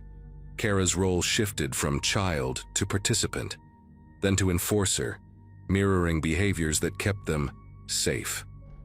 The records noted that Kara resisted at first, sneaking food or lingering at windows. Over time, those acts stopped. The social worker said this kind of psychological entanglement was rare but devastating, especially without intervention. What disturbed me most was learning how that final day unfolded. Emergency services were called by a neighbor after a smell-raised concern, something sour and unmistakably wrong. Inside, they found Mrs. Wilkes unresponsive, her body already cold. Kara was still alive, sitting at the kitchen table, following the schedule taped to the wall. She hadn't eaten since the previous evening because the next mealtime hadn't arrived yet. She didn't cry or speak when help arrived, only asked whether the house would be sealed again afterward. The responders noted her calm as unsettling, like someone waiting for permission to exist. Kara was taken away that day and placed into long-term care, though details about where she went were limited. Her grandmother's death was ruled natural, but the circumstances raised concerns that never led to charges. The house was sold, cleaned, and repainted, erasing visible traces of what happened inside. Still, whenever I think back to that single day, it feels like a quiet ending to a long, invisible disaster. A child learned fear as routine, obedience as safety, and isolation as love. Even now, I wonder how different things might have been if someone had knocked harder, asked more questions, or refused to look away. What followed was a kind of quiet aftermath that didn't make headlines or inspire town meetings. Kara became a topic people referenced vaguely, as if details might summon something unpleasant back into the room. I learned she was evaluated extensively and diagnosed with severe anxiety shaped by prolonged psychological control. Professionals believed she could improve, but only with long-term care and strict boundaries separating her from the patterns she'd learned. The grandmother's influence was described as pervasive, not malicious in a simple sense, but consuming. Fear had structured every hour of that house. When authorities removed Kara, they also removed the framework she understood as survival. Recovery, I was told, meant rebuilding her sense of time, choice, and trust from the ground up. I drove past the old house once after learning all this, mostly out of a need to see it with my own eyes. The curtains were open now, and someone had planted flowers along the fence line. From the outside, it looked ordinary, almost inviting. Standing there, I tried to reconcile that image with the lists on the fridge, the locked gate, the silence stretching day after day. It struck me how easily suffering can blend into a neighborhood without triggering alarms. Nobody thought to question the rules inside that home, because they were labeled as personal, private, and therefore untouchable. That realization stayed with me longer than the story itself. I sometimes think about Kara sitting at that kitchen table, following instructions that no longer protected anyone. The image isn't dramatic, just deeply sad. A child trained to obey fear until it replaced instinct. Medical explanations help, but they don't erase the feeling that something human failed long before professionals were called. The systems designed to notice patterns didn't notice hers. Friends like me didn't recognize the warning signs for what they were. We accepted oddness as character, control as care, and silence as normal. Those small allowances accumulated into years of isolation. Sharing this now isn't about reopening wounds or assigning blame. It's about acknowledging how quietly damage can spread when routines harden into law and love becomes conditional. Kara survived, and that matters, even if her life took a path none of us imagined. The house moved on, the town moved on, and most people forgot. I didn't, and I probably never will. Some stories don't end with answers, only with the knowledge that attention, when delayed, can change everything. That's the part I carry with me, and the reason I finally wrote this down.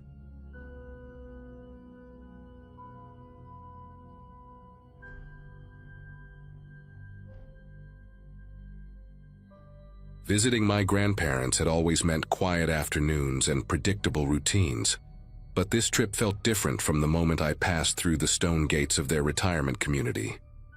They had moved there less than a year earlier, drawn by glossy brochures promising longevity, comfort, and next-level wellness. The place looked more like a luxury resort than a senior complex. All glass facades, manicured hedges, and staff dressed in spotless white uniforms. Everyone I saw walking the paths looked unsettlingly healthy, with straight posture, bright eyes, and skin that didn't match their age. It was impressive at first, almost comforting, like proof that my grandparents were in good hands.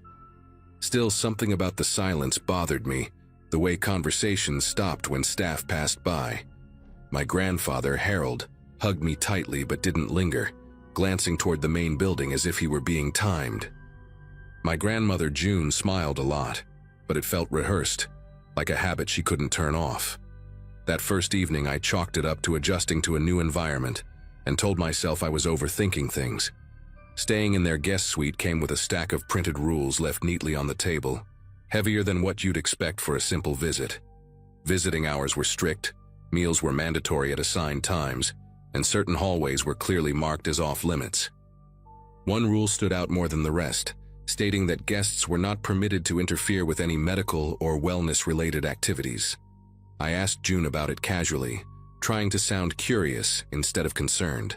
She deflected immediately, talking instead about how good the food was and how much better she slept now.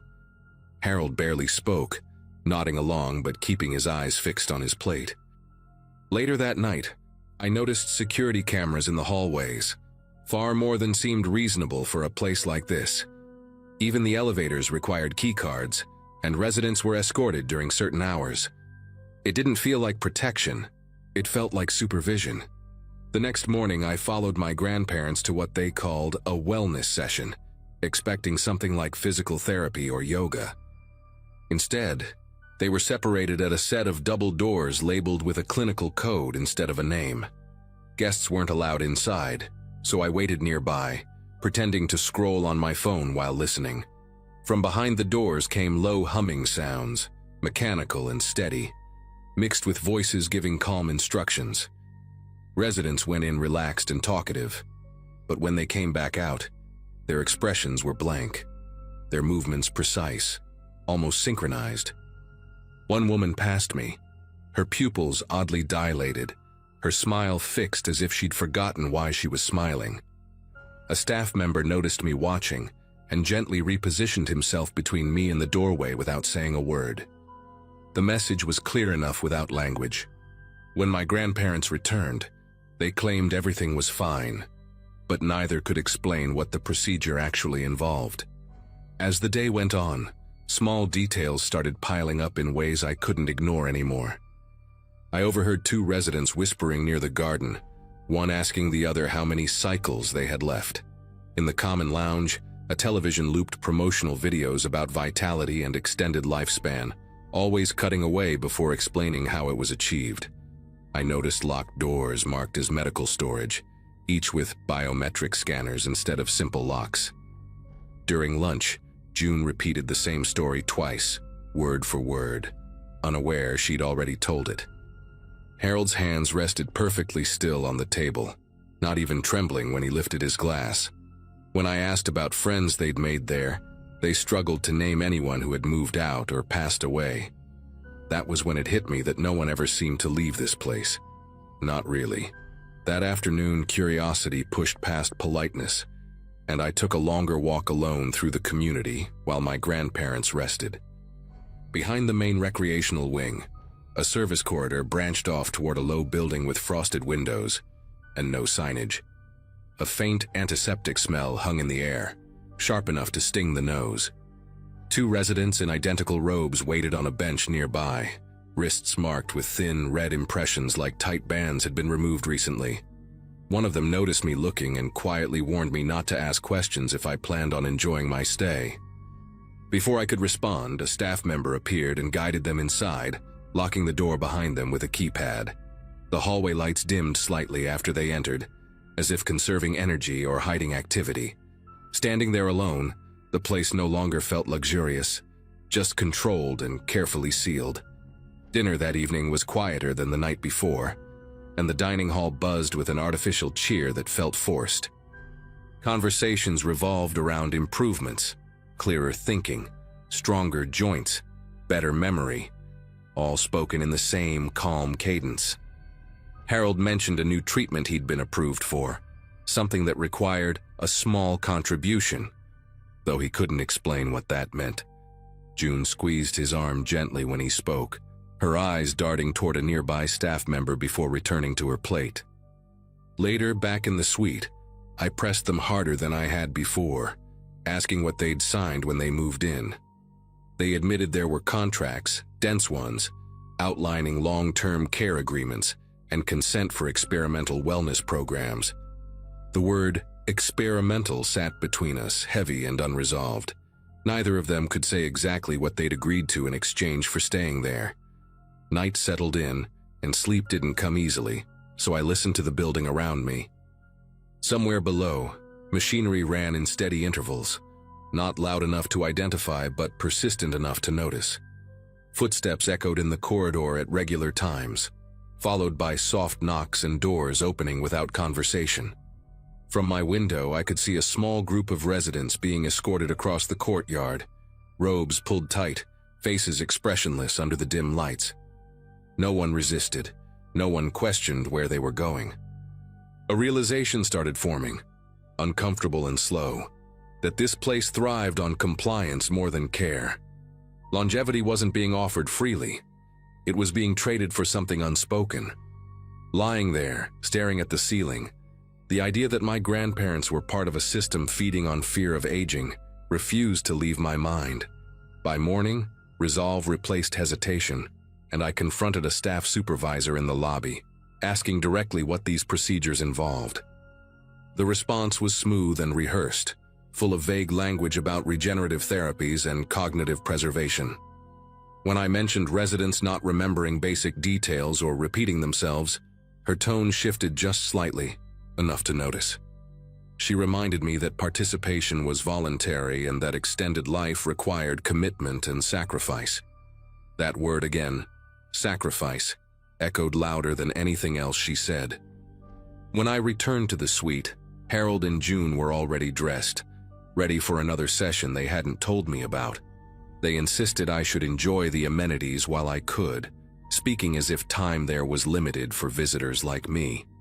Watching them walk away with their assigned escort, the distance between suspicion and certainty finally closed. I couldn't let it end there, so I made one last attempt to reach them before leaving, catching Harold alone near the garden just before lunch. Up close, the changes were impossible to ignore, not dramatic but deeply wrong in subtle ways.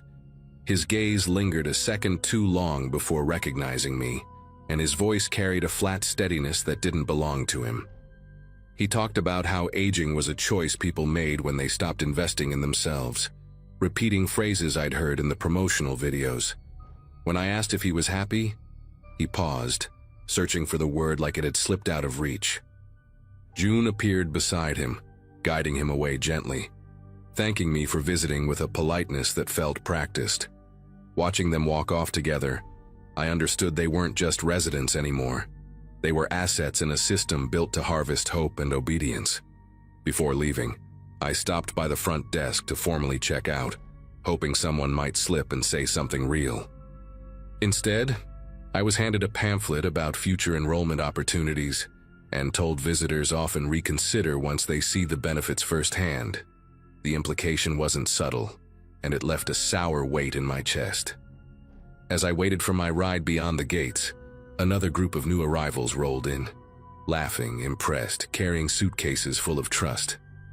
The staff welcomed them warmly, already easing them into the rhythm of rules and reassurances. I wanted to warn them, to say something, anything, but every part of the place seemed designed to smother doubt before it could take root. Leaving felt less like a goodbye and more like an escape. Once home, I tried to convince myself that reporting the place would change something, but every attempt hit a wall of legality and consent forms. Everything had been signed, approved, sanitized by language that hid consequences behind promises. My grandparents stopped answering calls after a while, and when they did respond, their messages were short and oddly formal. They spoke about progress, clarity, commitment, words that sounded less like them each time. Months later, I received a letter informing me that visits were no longer recommended for the sake of their continued wellness. No explanation, just a polite closing statement and a signature from someone I'd never met. It felt like being quietly written out of their lives. What stays with me now isn't just fear, but the understanding of how easily people can be guided when the alternative is decline and loss. That community never needed chains or threats, only the promise of more time and the subtle erosion of choice. I still think about Harold's pause when I asked if he was happy, that brief gap where the truth almost surfaced. Whatever they're doing there works, at least on the surface, and that's the most disturbing part. The residents look alive, vibrant even, but something essential has been traded away.